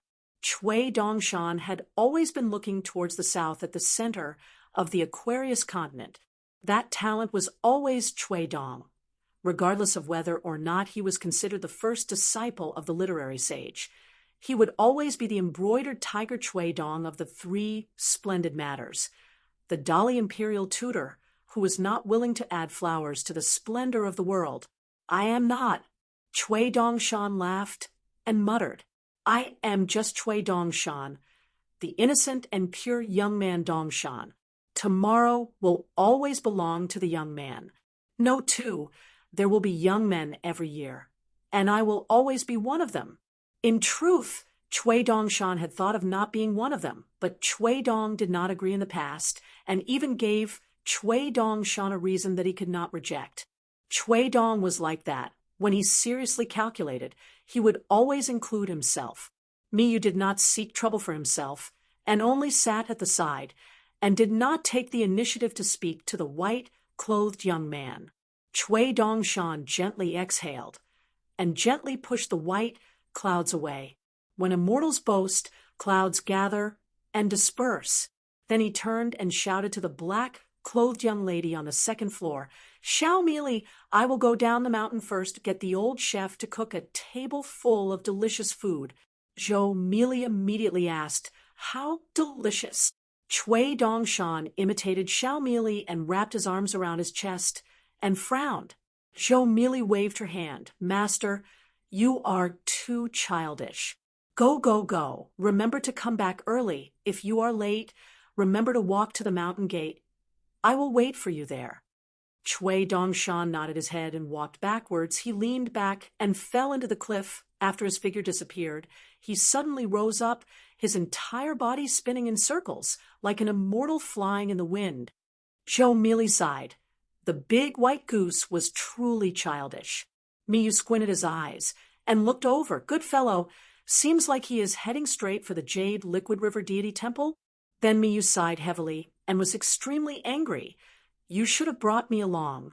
Cui Dongshan had indeed gone to the Jade Liquid River, but not to the Water Deity Temple. Instead, he used a camouflage technique to hide his figure, and when he was above the Jade Liquid River, he fell headfirst into the river, and then paddled all the way to the entrance of the Water Mansion. Finally, the youth bent his finger and gently knocked on the door, shouting at the top of his voice, Water Deity, open the door. I am Dongshan. The two demons guarding the entrance of the Water Mansion looked at each other, not to mention who this guy was. How could he silently pass through the mountain and water restriction outside that even an earth immortal could not break? And the door of the Water Mansion in front of them was not closed. Then what was this Dongshan knocking on? In the straw shop of the Dragon Riding Alley, the blind old Taoist had been smiling a lot in recent years. It was not an exaggeration to say that he could occasionally wake up from his dreams with a smile. Even Jia Cheng's two disciples did not scold him as much. Beating was a sign of affection. Scolding was a sign of love. If he did not beat or scold, he would not be a master. Jia Cheng felt that his luck had really turned. Now he was finally living the immortal life that an immortal should have. However, the old man also secretly warned himself that no matter how immortal life was, he had to remember the principle of living under someone else's roof. Some of the rules that were very useful on his side had to be pushed back. For example, when he was in a bad mood, it was fine to kick Xiao Dengao, that little bastard of an improper background, a few times. However, there was no need to be as heavy-handed as in the past. As for Tianzhou, he could not even scold her. After all, she was the first disciple of the young mountain lord. Every time she came to the Dragon Riding Alley, she would have to call her sister Zhou. Today's weather was good, and the business of the straw shop was still very ordinary. After all, on the shop side, other than the earliest items left on the mountain, the rest were leftovers from the Oxhorn Mountains Baozhai. Otherwise, it was a girl named Ma Dui who put it here for sale. Even if the old Taoist was blind, he had traversed mountains and rivers to eliminate demons and defend the Tao for many years in his life. He immediately knew her ghostly identity and pretended to be blind. Forget it, he was really blind and pretended not to know. The old Taoist put his hands behind his back and went to the shop next door with a smile. It was a pity that fellow Taoist Ling Chun was not there for the time being.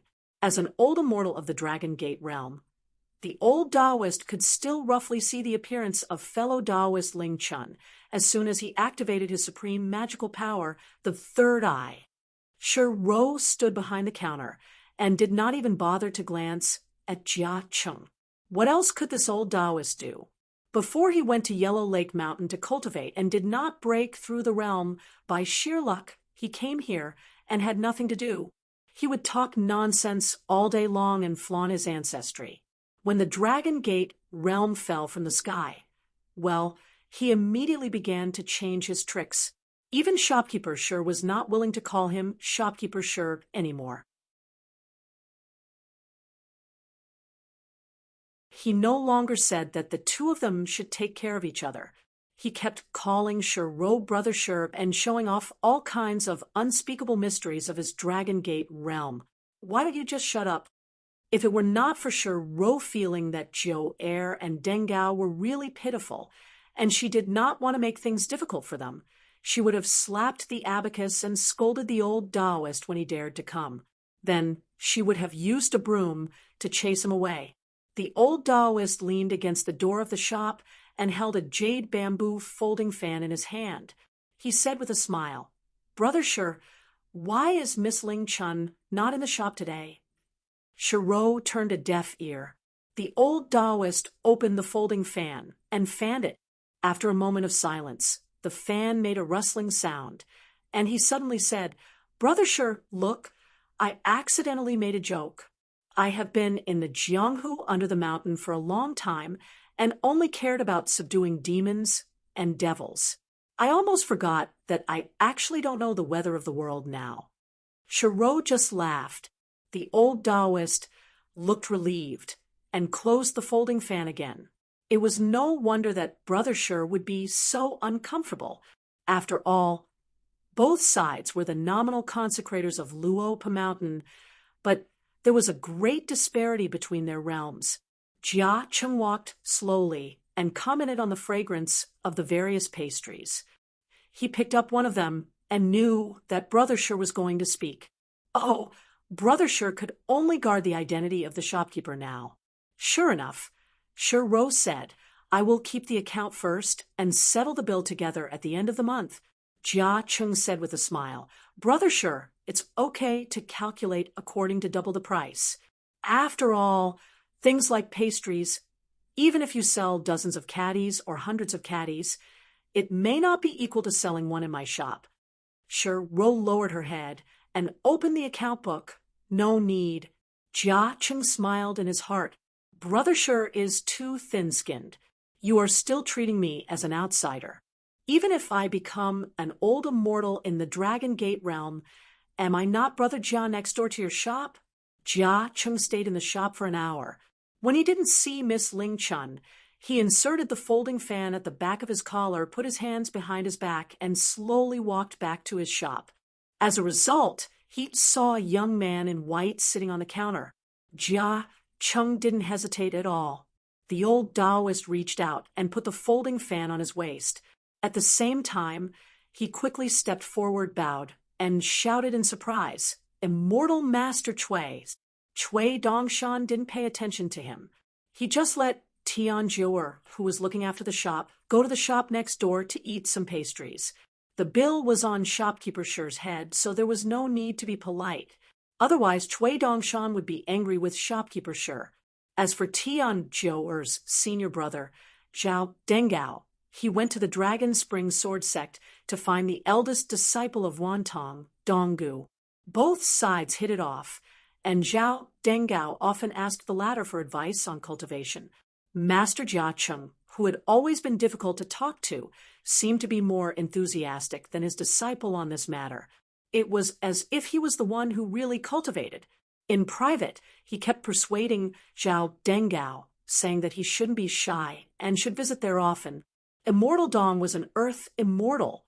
No matter how stupid he was, he could still come back with some immortal aura. As for the business of the shop, his junior sister could take care of it alone.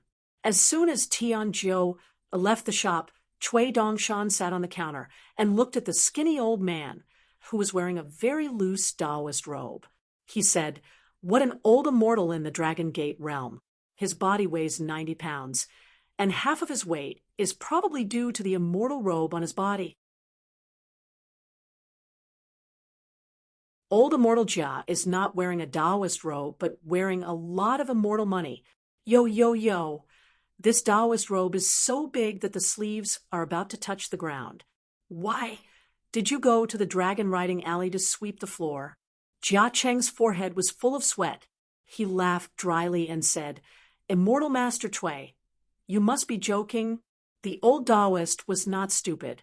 Over the years, he had been in the shop in the small town, in Prefecture City, or in the mountains.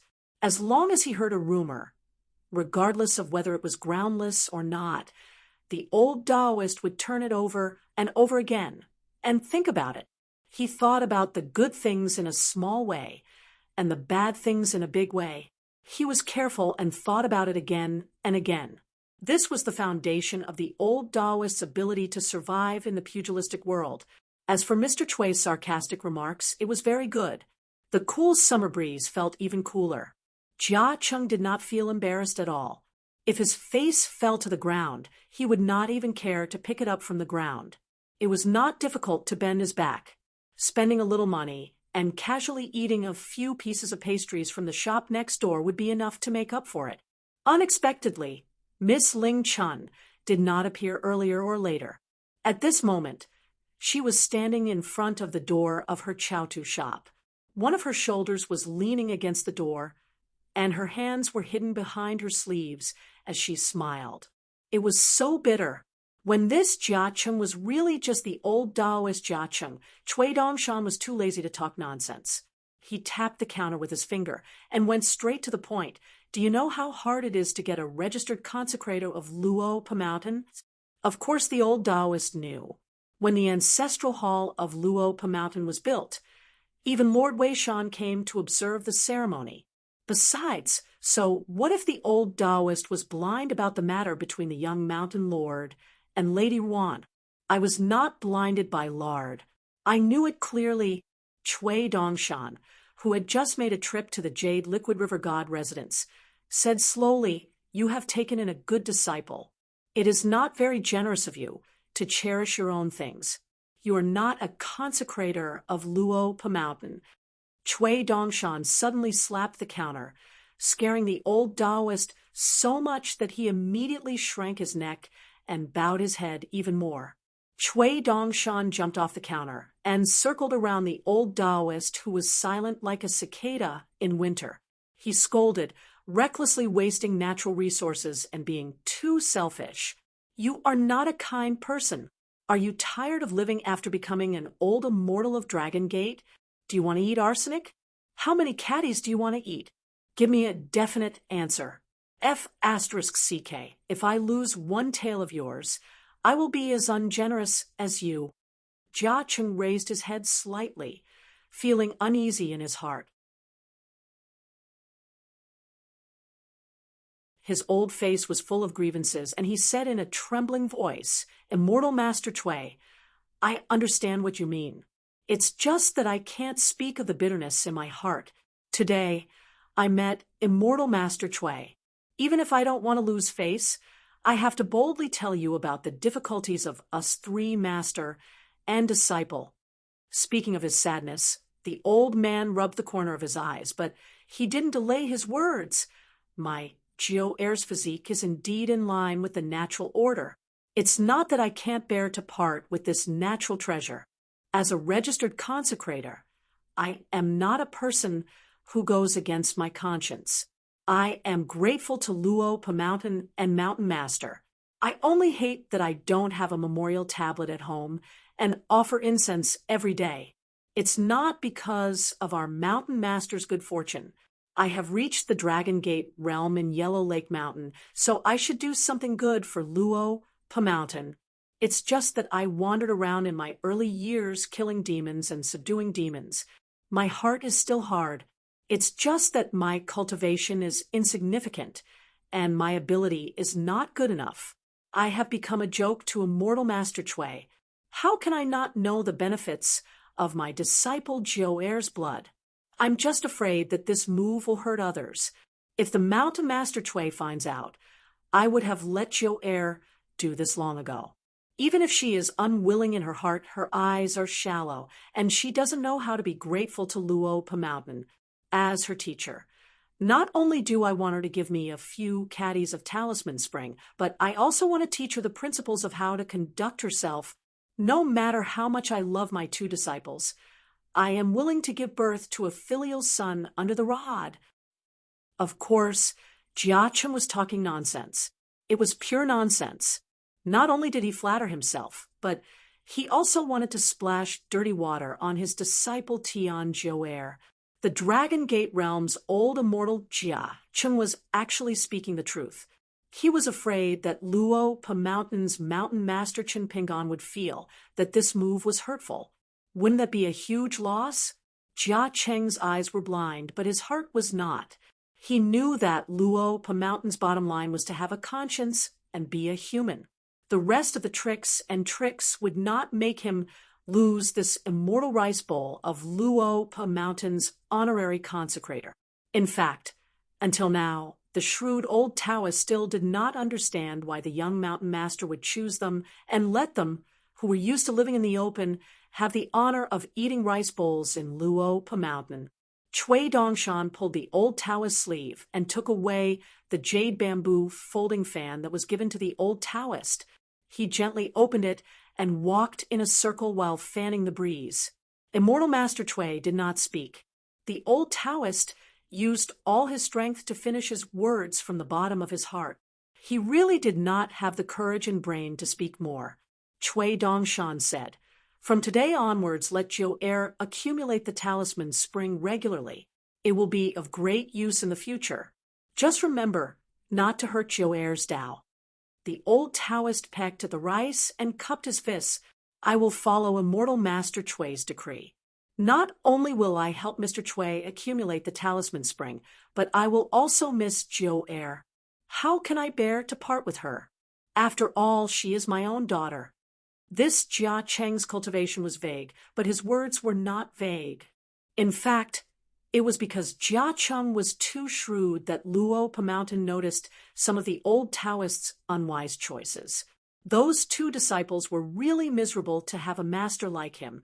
He often beat and scolded them. He could say all kinds of unpleasant words. When he beat his disciples, he did not lose to killing demons for money. However, there were some things that Jia Cheng did not do as an immortal master on the mountain. For example, he took in a disciple who was born as a demon by his side and had to help hide his identity. For example, he did not sell Tian Jiu-Er to the Talisman Mountain's Fu Ji master. The old Taoist disciple, Tian Jiu-Er, was talented. Her blood was naturally suitable for cultivators to draw talismans with. In the past, whether it was Jia Cheng earning money or pretending to be a Taoist master to steal the money of the rich, the talisman spring would come in handy when he drew the unorthodox thunder talisman in his palm. However, the gold and silver money that he obtained with his true ability and appearance were worlds apart from selling Tian Jiu-Er at a high price. Chui Dongshan nodded and said, "That's it then. Junior will not disturb old immortal's cultivation."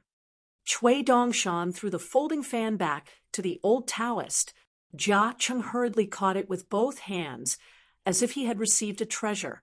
Chui Dongshan walked towards the longevity Taoist at the door and suddenly turned his head. "A caddy of talisman spring is a small sum of money. I personally bought it for Miss Jiu-Er. It has nothing to do with Luo Pa Mountain."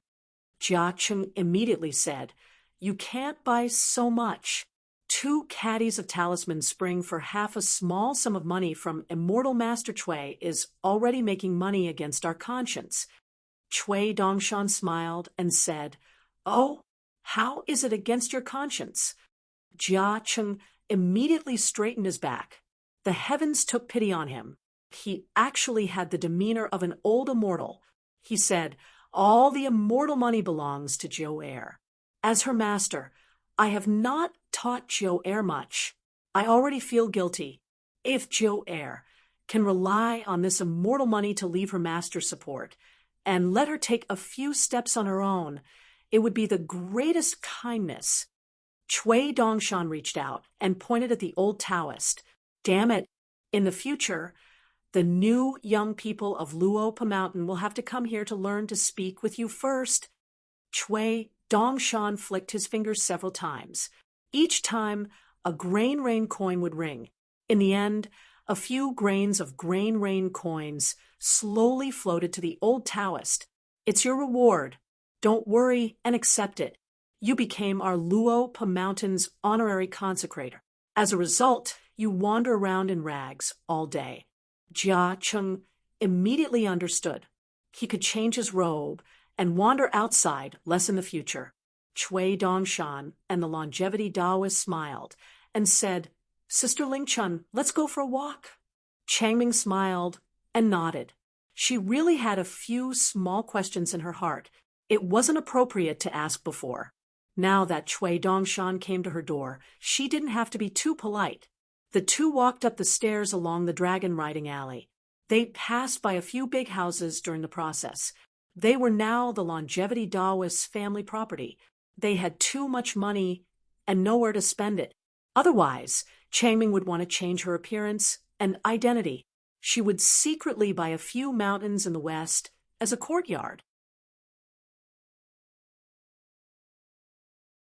Cui Dongshan walked to the edge of a grain-sunning field. He lowered his head and said with a smile, "Changming, I'll answer all your questions." The longevity Taoist didn't take the patriarch discipline too seriously. He asked, "You're wearing this uncommon skin bag so that one day you'll have a chance to eat that GQ from Mud Bottle Alley. Wangshu?" Cui Dongshan grunted. However, that was the worst outcome. Now, it was the best outcome. Cui Dongshan was born to deal with flood dragons. Now, in the Cloud Forest Deer Academy, the Huangting country's old flood dragon, who was the deputy mountain leader, had already experienced it. However, Cui Dongshan really wanted to win. From the beginning, it was the last true dragon in the world of Li Zhu Grotto Heaven. Li Zhu, if he couldn't help her, she wouldn't become a talent. Then let me, Cui Dongshan, do it personally. If the situation wasn't right, Cui Dongshan would be ruthless. Not only that Wang Zhu, the other 5 little things, the Huangting country's old flood dragon, his 2 useless children, and Li Jin in Red Candle Town under the Yellow Lake, plus some leftover opportunities and remnants in Gushu's territory. I'll eat them all. Changming said, "Now, it's a burden. It'll be difficult to reach the Ascendant Realm. Old Mr. Yang definitely won't open the Ascension platform just for you." Cui Dongshan shook his head. "The world scheme is taboo." Changming nodded. "I'm overthinking." Cui Dongshan held the back of his head with both hands and moved again. He took the longevity Taoist, who was already a fallen patriarch in his heart, for a stroll. Changming thought of the straw shop and Fu Quan. He smiled and said, "It's not a good habit to reap without sowing. After a long time, it'll be easy." Cui Dongshan said, "If you don't pay, you won't cherish. The more you pay, the more you care. It has nothing to do with good people or bad people. The same pot of wine, regardless of the reason, the taste, and the speed at which one drinks, it will be different regardless of whether the price is raised or lowered." Cui Dongshan turned his head and said with a smile, "Taoist Changming, tell me the story of how you met my master. Pick up the things that can be said." Changming told him tirelessly. In fact, there was nothing that couldn't be said. Other than the old master, the penal official who didn't mention anything else, and the hidden official's sewing process, Changming didn't hide the rest. For example, the existence of the sewing man, the old deaf's disciple, and the demons imprisoned in the prison. What were their origins? How did they get along and fight with the hidden official? In a sense, the shed skin on Cui Dongshan's body was actually the sewing man's first favorite. As for the skin of some cultivators, it had nothing to do with the level of their realm. It was naturally suitable to be used as talisman paper. The sewing man was best at this. The talisman beauty, refined from fox skin by the Fox Nation of Qingfeng City, was barely related to this. The sewing man selected cultivators, killed them, skinned them, and stored talisman paper. He would either use it to draw talismans or sell it to deviled out cultivators at a high price. Therefore, the sewing man, the Southern Sea Lone Rider, and the flower thief were regarded as one of the 10 great evil Dao cultivators. Of course, there was no reason for everyone to kill them.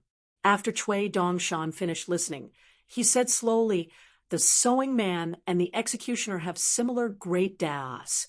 The Southern Sea Lone Rider who stole the world's water transportation, the passerby who caused the Yin soldiers to pass through, the beautiful corpse who cultivated the color refining technique and created a romantic tent, the flower thief whose corpse was put on a bounty by the 100 Flowers' blessed land, the god of plagues who was destined to suffer misfortune in his life, the ghost of debt collector who was born in the school of Yin Yang but was hated by the school of Yin Yang cultivators, The master do who helped people through life's difficulties but had to pay the price of the other person's 3 lives. Other than the glutton immortal whom I haven't interacted with for the time being, I've seen all of them in my life.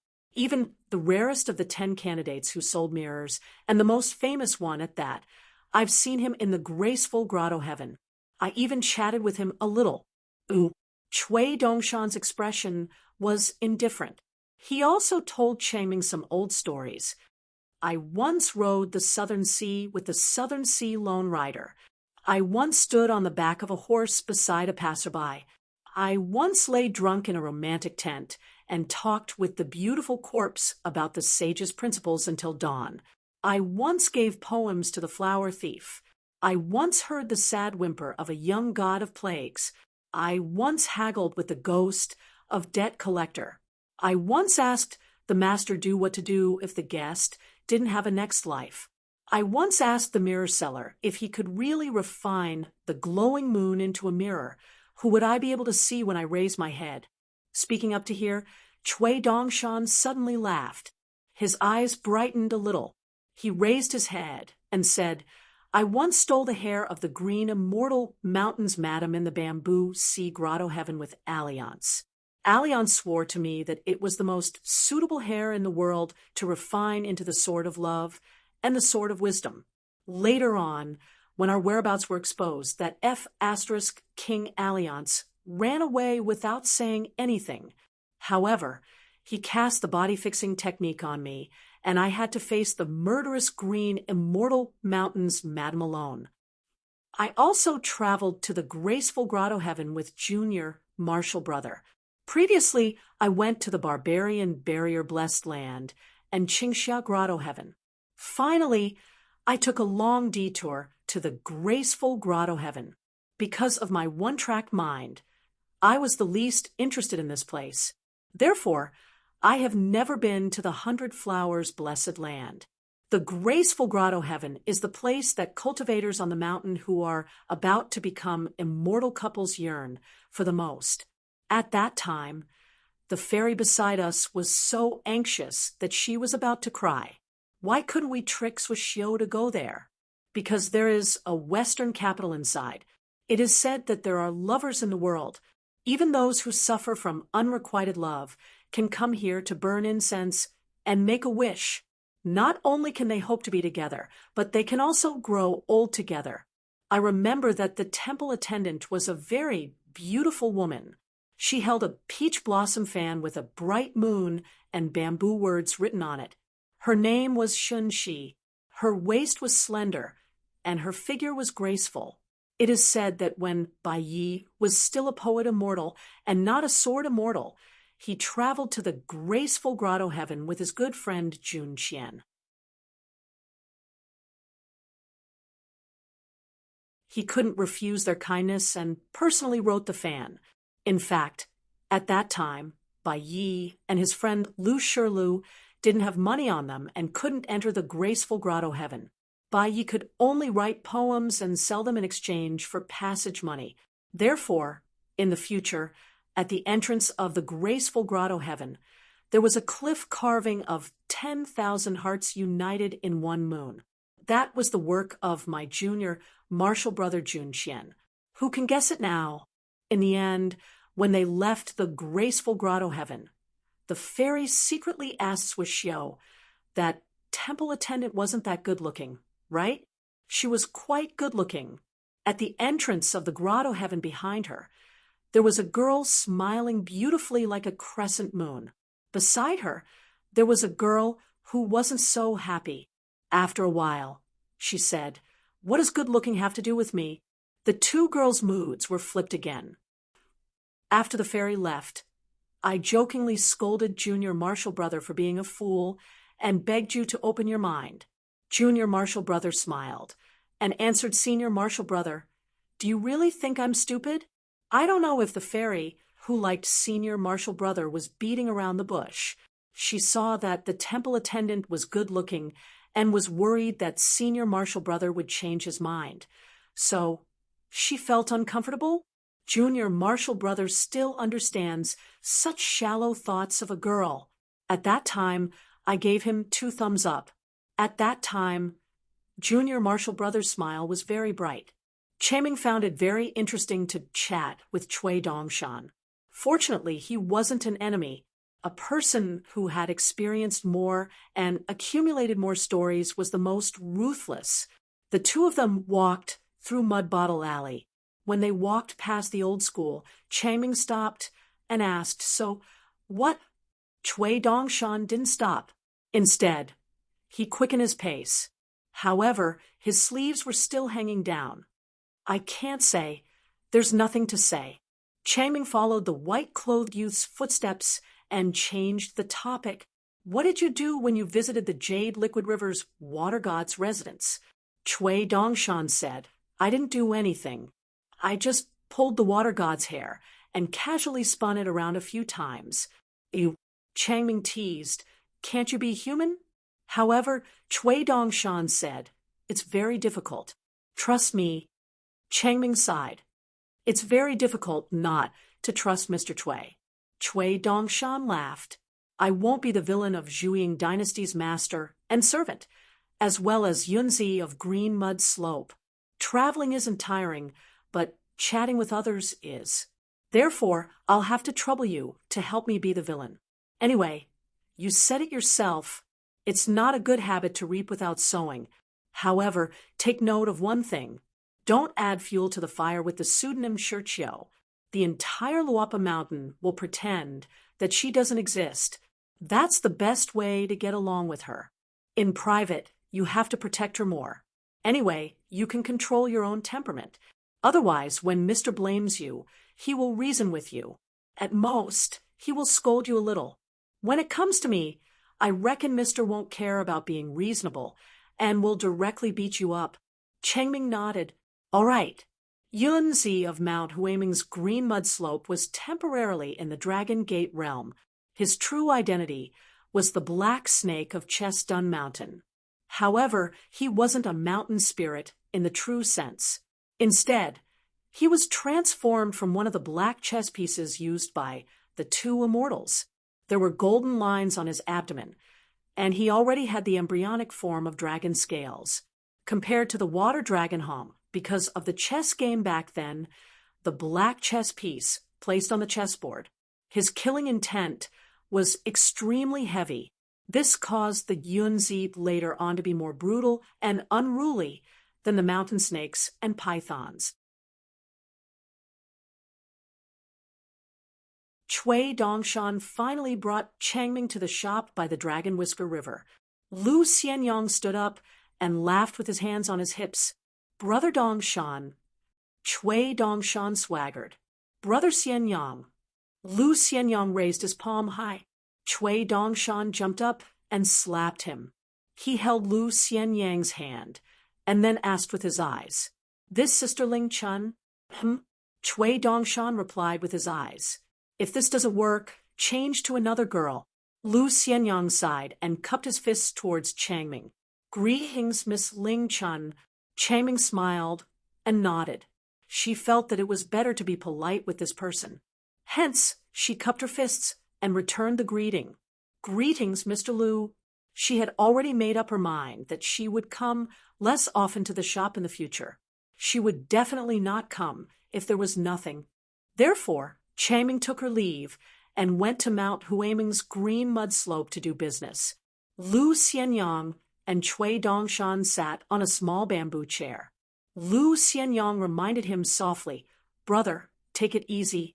That chair under your, but was once sat on by our Dolly's Empress Dowager. It's precious. If you fall down, can you afford to compensate for it?" Chui Dongshan raised his eyebrows and looked at Lu Xianyang's bamboo chair. He smiled but didn't say anything. Lu Xianyang laughed. "Brother, what are you thinking? Isn't it vulgar and romantic? That chair has long been hidden by my master." Chui Dongshan took a deep breath. Impressive, as expected of Brother Xianyang. If that old-fashioned Wan Tian heard this, he would really beat Lu Xianyang to death. Wouldn't he? Chui Dongshan chatted with Lu Xianyang. Anyway, it was similar to what Chen Lingjun said when he was drunk. Finally, Chui Dongshan said, Xianyang. Xianyang is a good name. Heart like flowers and trees blooming towards the sun. Lu Xianyang smiled. If you didn't mention it, I wouldn't have thought about it.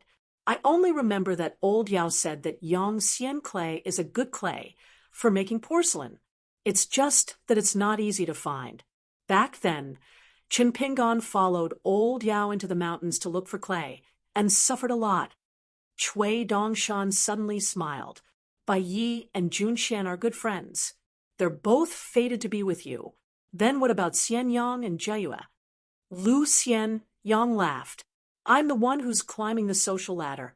Judging from her posture and tone, she was already close to being one of the 10 young girls Miss Yu. Lu Xianyang suddenly asked, how does Miss Jiayue look like? Cui Dongshan didn't answer the question. This lady is very strange. She comes from the wilderness, but doesn't kill people in Tongye continent. She only looks for people. Lu Xianyang slapped his knee and said, good lady. She's really a good lady. Isn't her brother Xianyang sitting here? What's there to look for? He quickly turned around and handed over a handful of melon seeds. Brother Cui, have some melon seeds.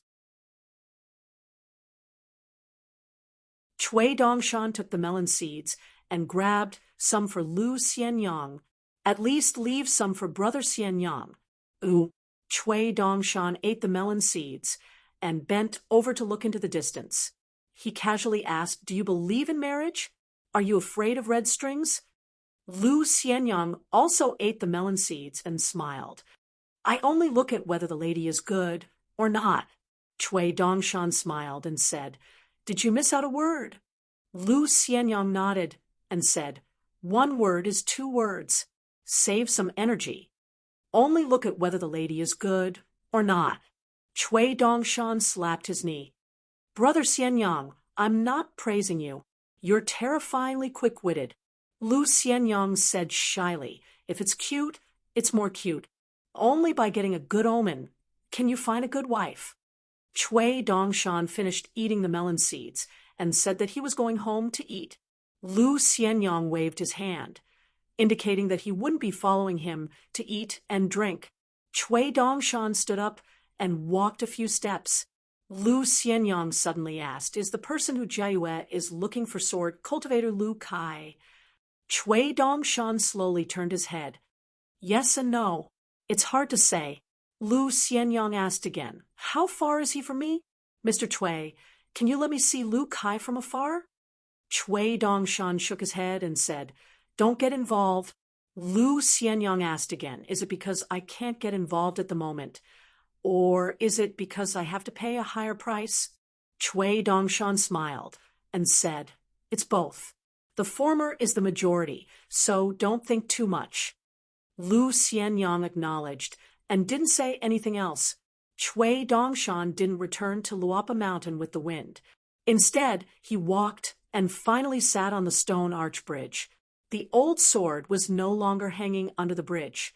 Cui Dongshan frowned and covered his sleeves with his hands. The person who Jiayue was looking for was indeed Lu Kai, a person who was already far away from Mr., but seemed to be right in front of him. A person who Cui Dongshan had been wary of in his early years, just in case. It wasn't that he felt that person was strange at that time, but that person's preacher was too strange. So whenever he had the chance, Cui Dongshan would secretly ask about the past of Tongyi continent.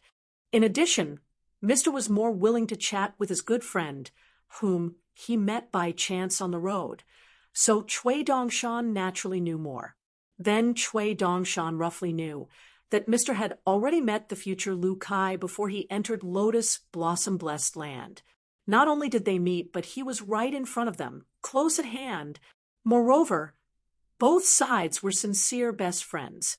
That person even sincerely hoped that Mr. could become a mainstay in the chaotic world. Cui Dongshan just thought about it, even as an outsider. And after so many years, even if he was half Cui Dong, he felt a chill down his spine and was terrified. Back then, Mr. roughly said, you have to leave something behind. You can't have everything. That person laughed and said, Chinpingan, You're actually hiding from that one.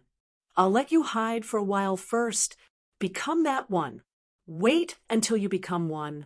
Then come and kill that one. Mr. Chin Pingon and that Lu Kai who had helped Lu Qiangwei in the past were actually talking about this matter face to face. This was the real calculation. Wasn't the stick of candied haws in Pearl Grotto heaven not enough for you? Was there an end to this? Chui Dongshan slapped the stone arch bridge, but suddenly he retracted his strength, and his palm and sleeve gently brushed the bridge together. Chui Dongshan said telepathically, "Sagely, come and pay your debt. Most of the first chi is on you. Since Mr. didn't accept your peach talisman, you should—" Actually, Chui Dongshan was prepared to make a scene and act shamelessly. Logic couldn't be said this way, but he had to.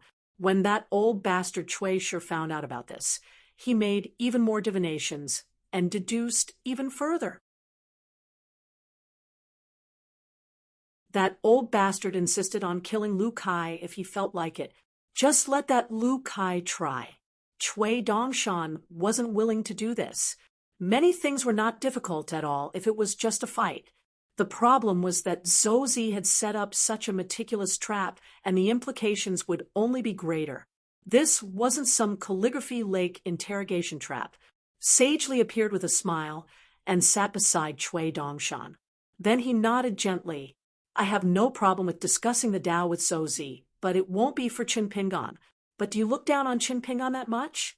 It's not very appropriate for a student to not trust Mr. Chui Dongshan said sickly, I'm in the middle of this. Of course, I'm not as calm as you.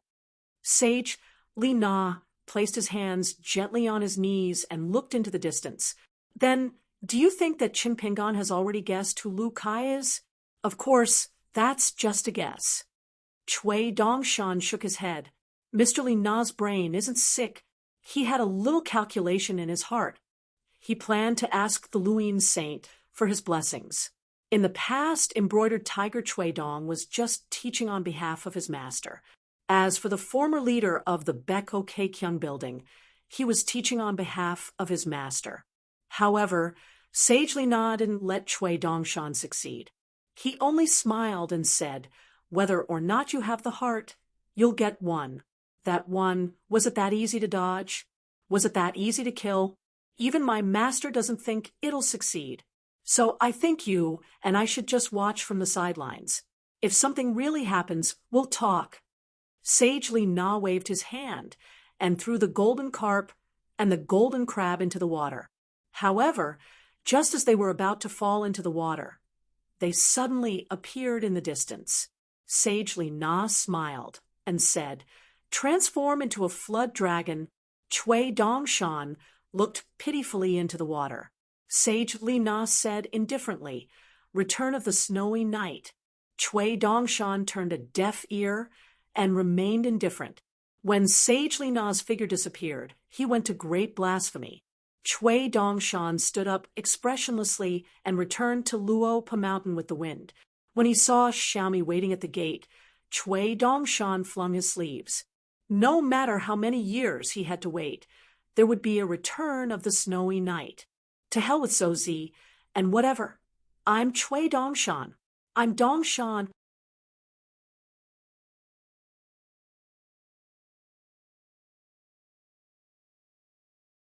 $7.20. Sorry, the update is late. A 20,000-word chapter. Nothing major happened on Luapa Mountain. Just like what Julian and Pei Xiang said, it was a beautiful day. The wind blew the mountain, and the rain hit the water. It was just a pleasing sight. The stability of Luapa Mountain was, of course, not because Luapa Mountain stood aloof from worldly affairs, but because a grown-up adult, an elder in different positions far and near, sheltered Luapa Mountain from the wind and rain. For example, Sword Immortal Miyu, who had already gone through the battlefield of Old Dragon City, and Nascent Soul Sword Cultivator Chui Wei, who was rushing to the battlefield. On Luapa Mountain, even Pei Qian, who was only slightly taller than Zhou Meili, was now in the middle of the battlefield of Jinjia Continent. The person Pei Qian was chasing was the 10th realm martial artist Chao Ci, who she regarded as her master's martial arts rival. Pei Qian chased not only the level of the fist technique, but also the number of enemies killed on the battlefield.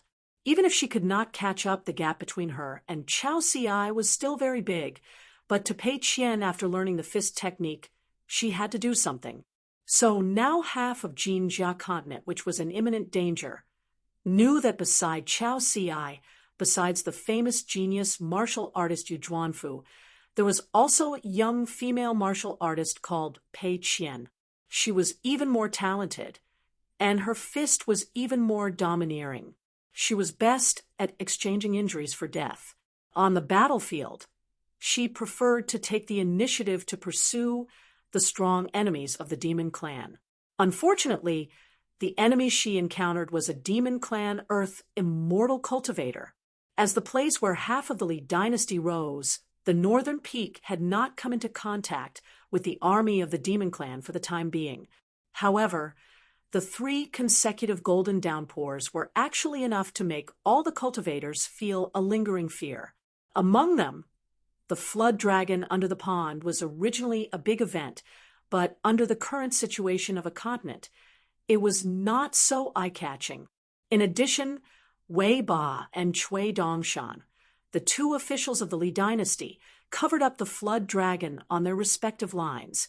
As a result, the immortal masters of archives and the cultivators of the mountains and lakes who stayed in the northern peak to cultivate still did not know whether the flood dragon that appeared out of nowhere was the guardian of the mountains secretly cultivated by the Dragon Spring Sword Sect.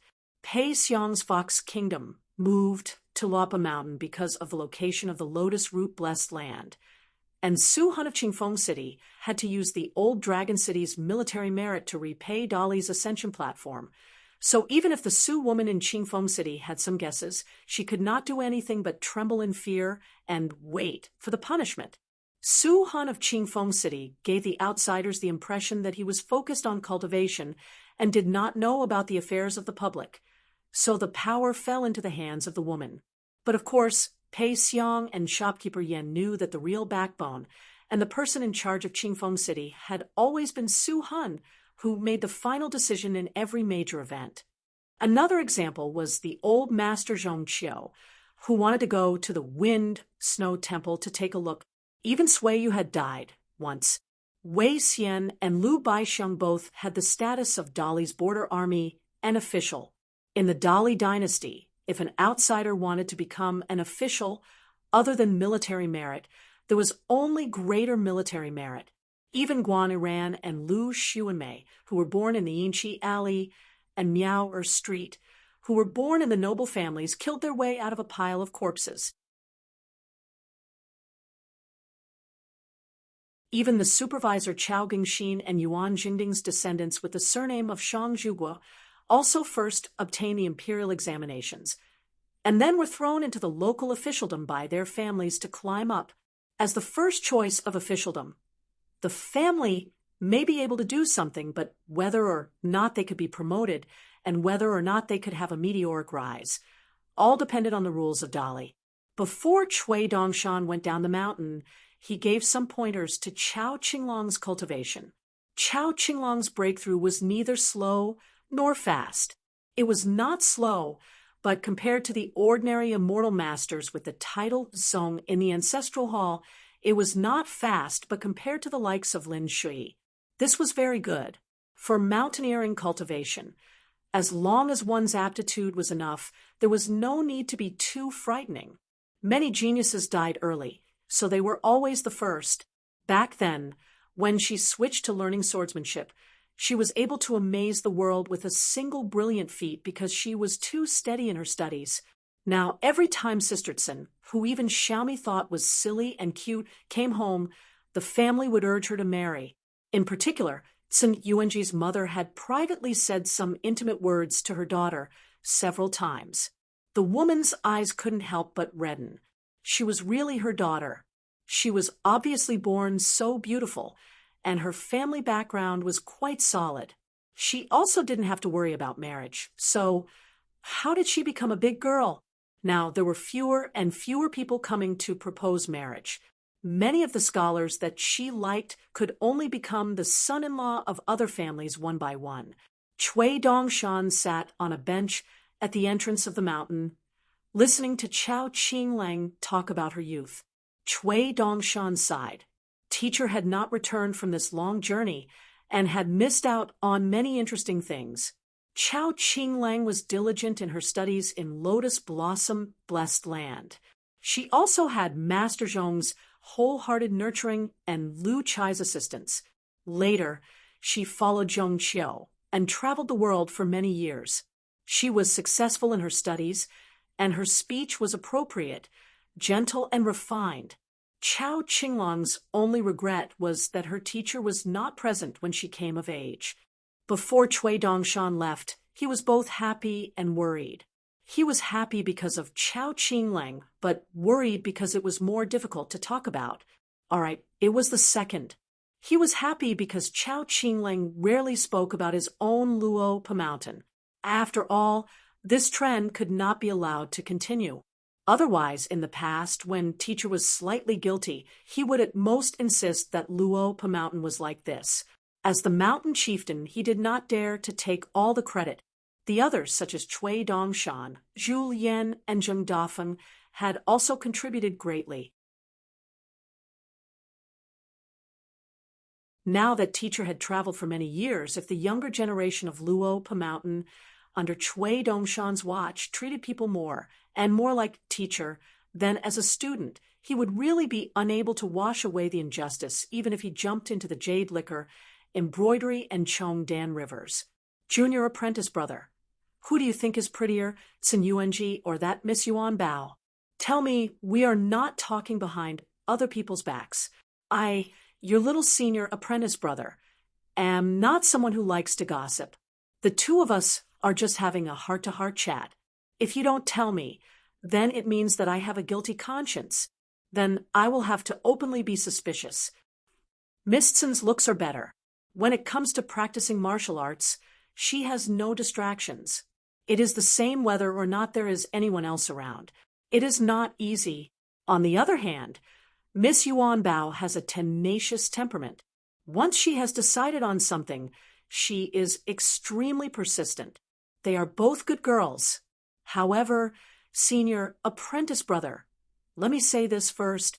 I am just speaking from the bottom of my heart. You must not think too much. I think that Miss Tsin seems to be diligent in learning martial arts, but she is slightly lacking in dexterity.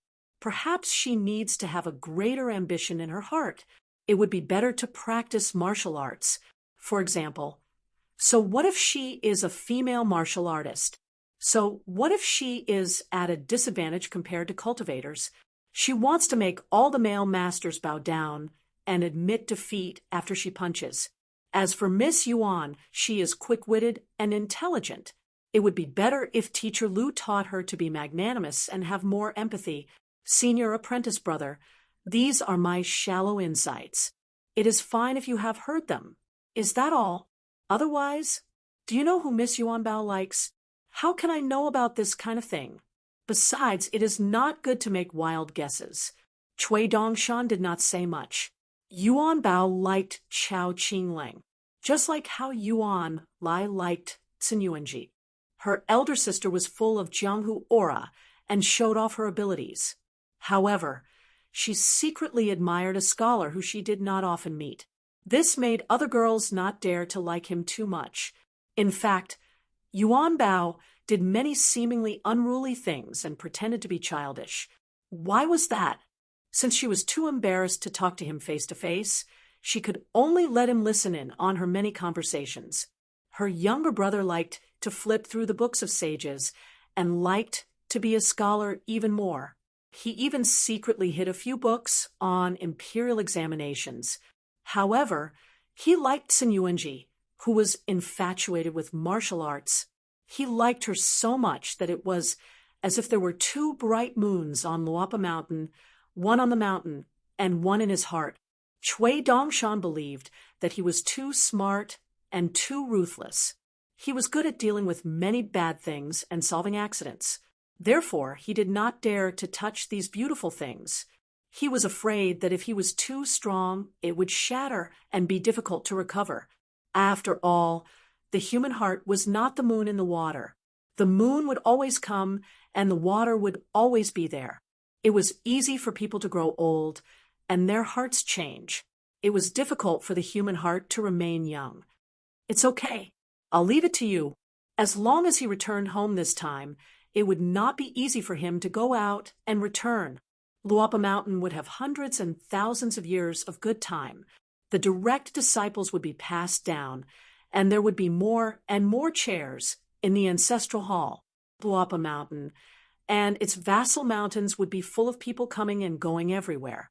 There would be more and more disciples. The mountain and river pedigree of Luapa Mountain would become thicker and thicker. Then it would pile up into a box. Even the teacher, who liked to remember everyone and everything, would not be able to take care of it. He would definitely see some young faces that he could not recognize when he went out one day. In the early years, Chun Lingjun, who only focused on cultivation for 2 punches, would become one of the mountain guardians in the eyes of the future young people of Luapa Mountain. It was unimaginable that the ancestral master Chun Lingjun would wander around the gate at the foot of Puyan Mountain just for a friend's loyalty and Jianghu friendship. In the end, he would be rejected and returned to Luapa Mountain dejectedly. In the early years, Shui Jiao Hongxia, who did not even dare to come to Luapa Mountain, would become an unattainable yellow-robed female immortal in the eyes of the future disciples of Luapa Mountain. They would feel that their ancestral master Hongxia was really good at water techniques. Even that warm tree might not have the chance to be busy with those trivial matters every day. Maybe even a handful of melon seeds in Xiaomi's pocket would become more valuable than Guyu money in the eyes of the cultivators of Luapa Mountain. There would definitely be a day in the future when every disciple of Luapa Mountain would talk about their ancestral master's invincible fist technique and the number 1 swordsmanship. They would admire their old mountain master Chin and make friends all over the world. They would be close friends with some ancestral masters and brothers with some sect masters.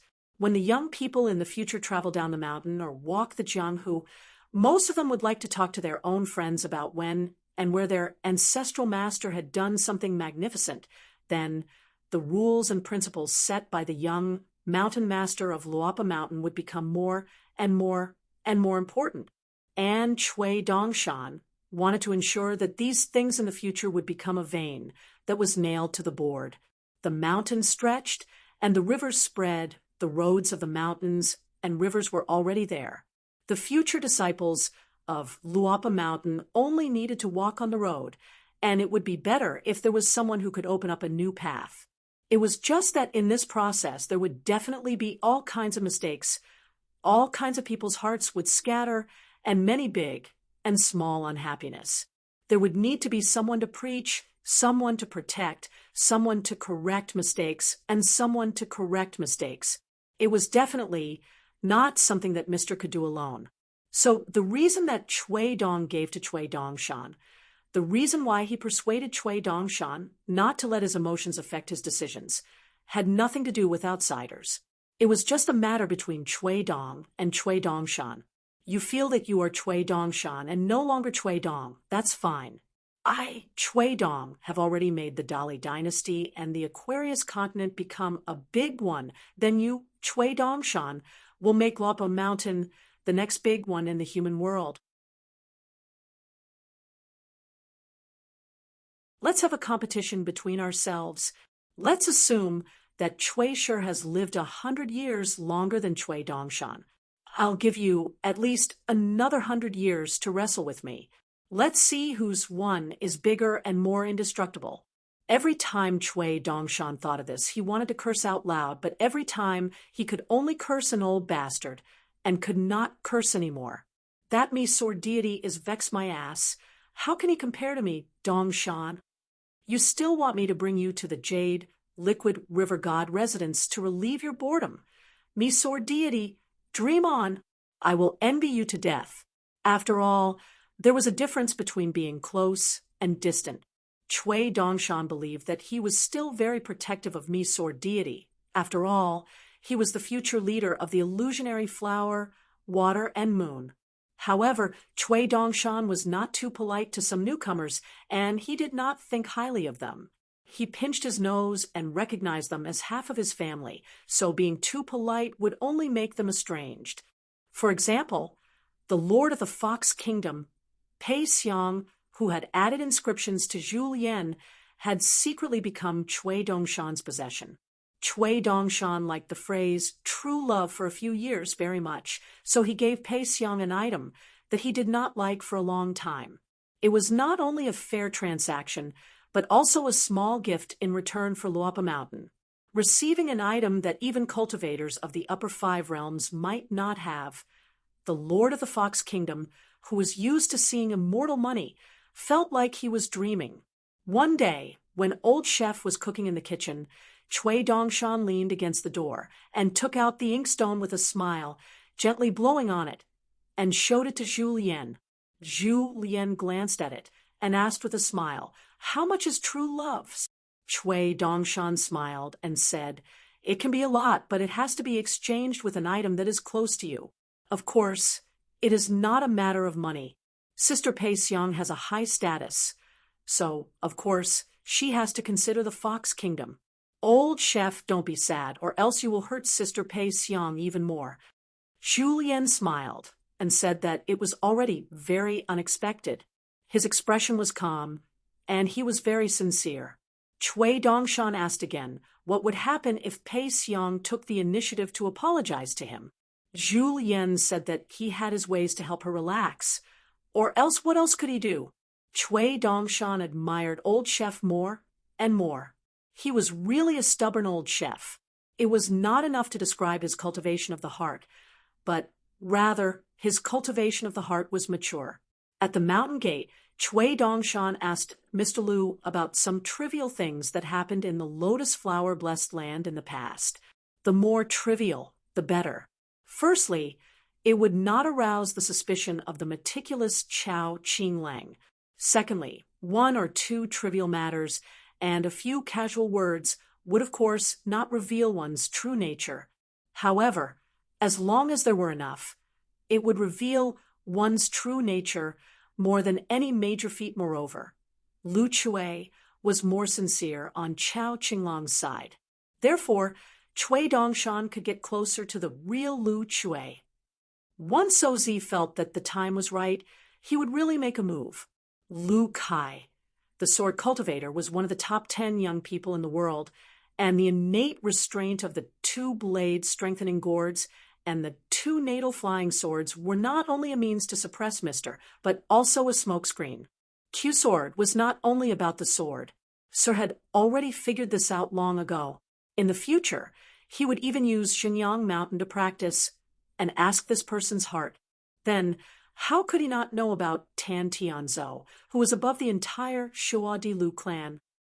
When the time came, Zhou Zi would definitely make Lu Tai suffer in the past. He would then become the sword immortal Lu Kai in Zhou Zi's heart. In the end, it would make Sir's state of mind even more unbearable.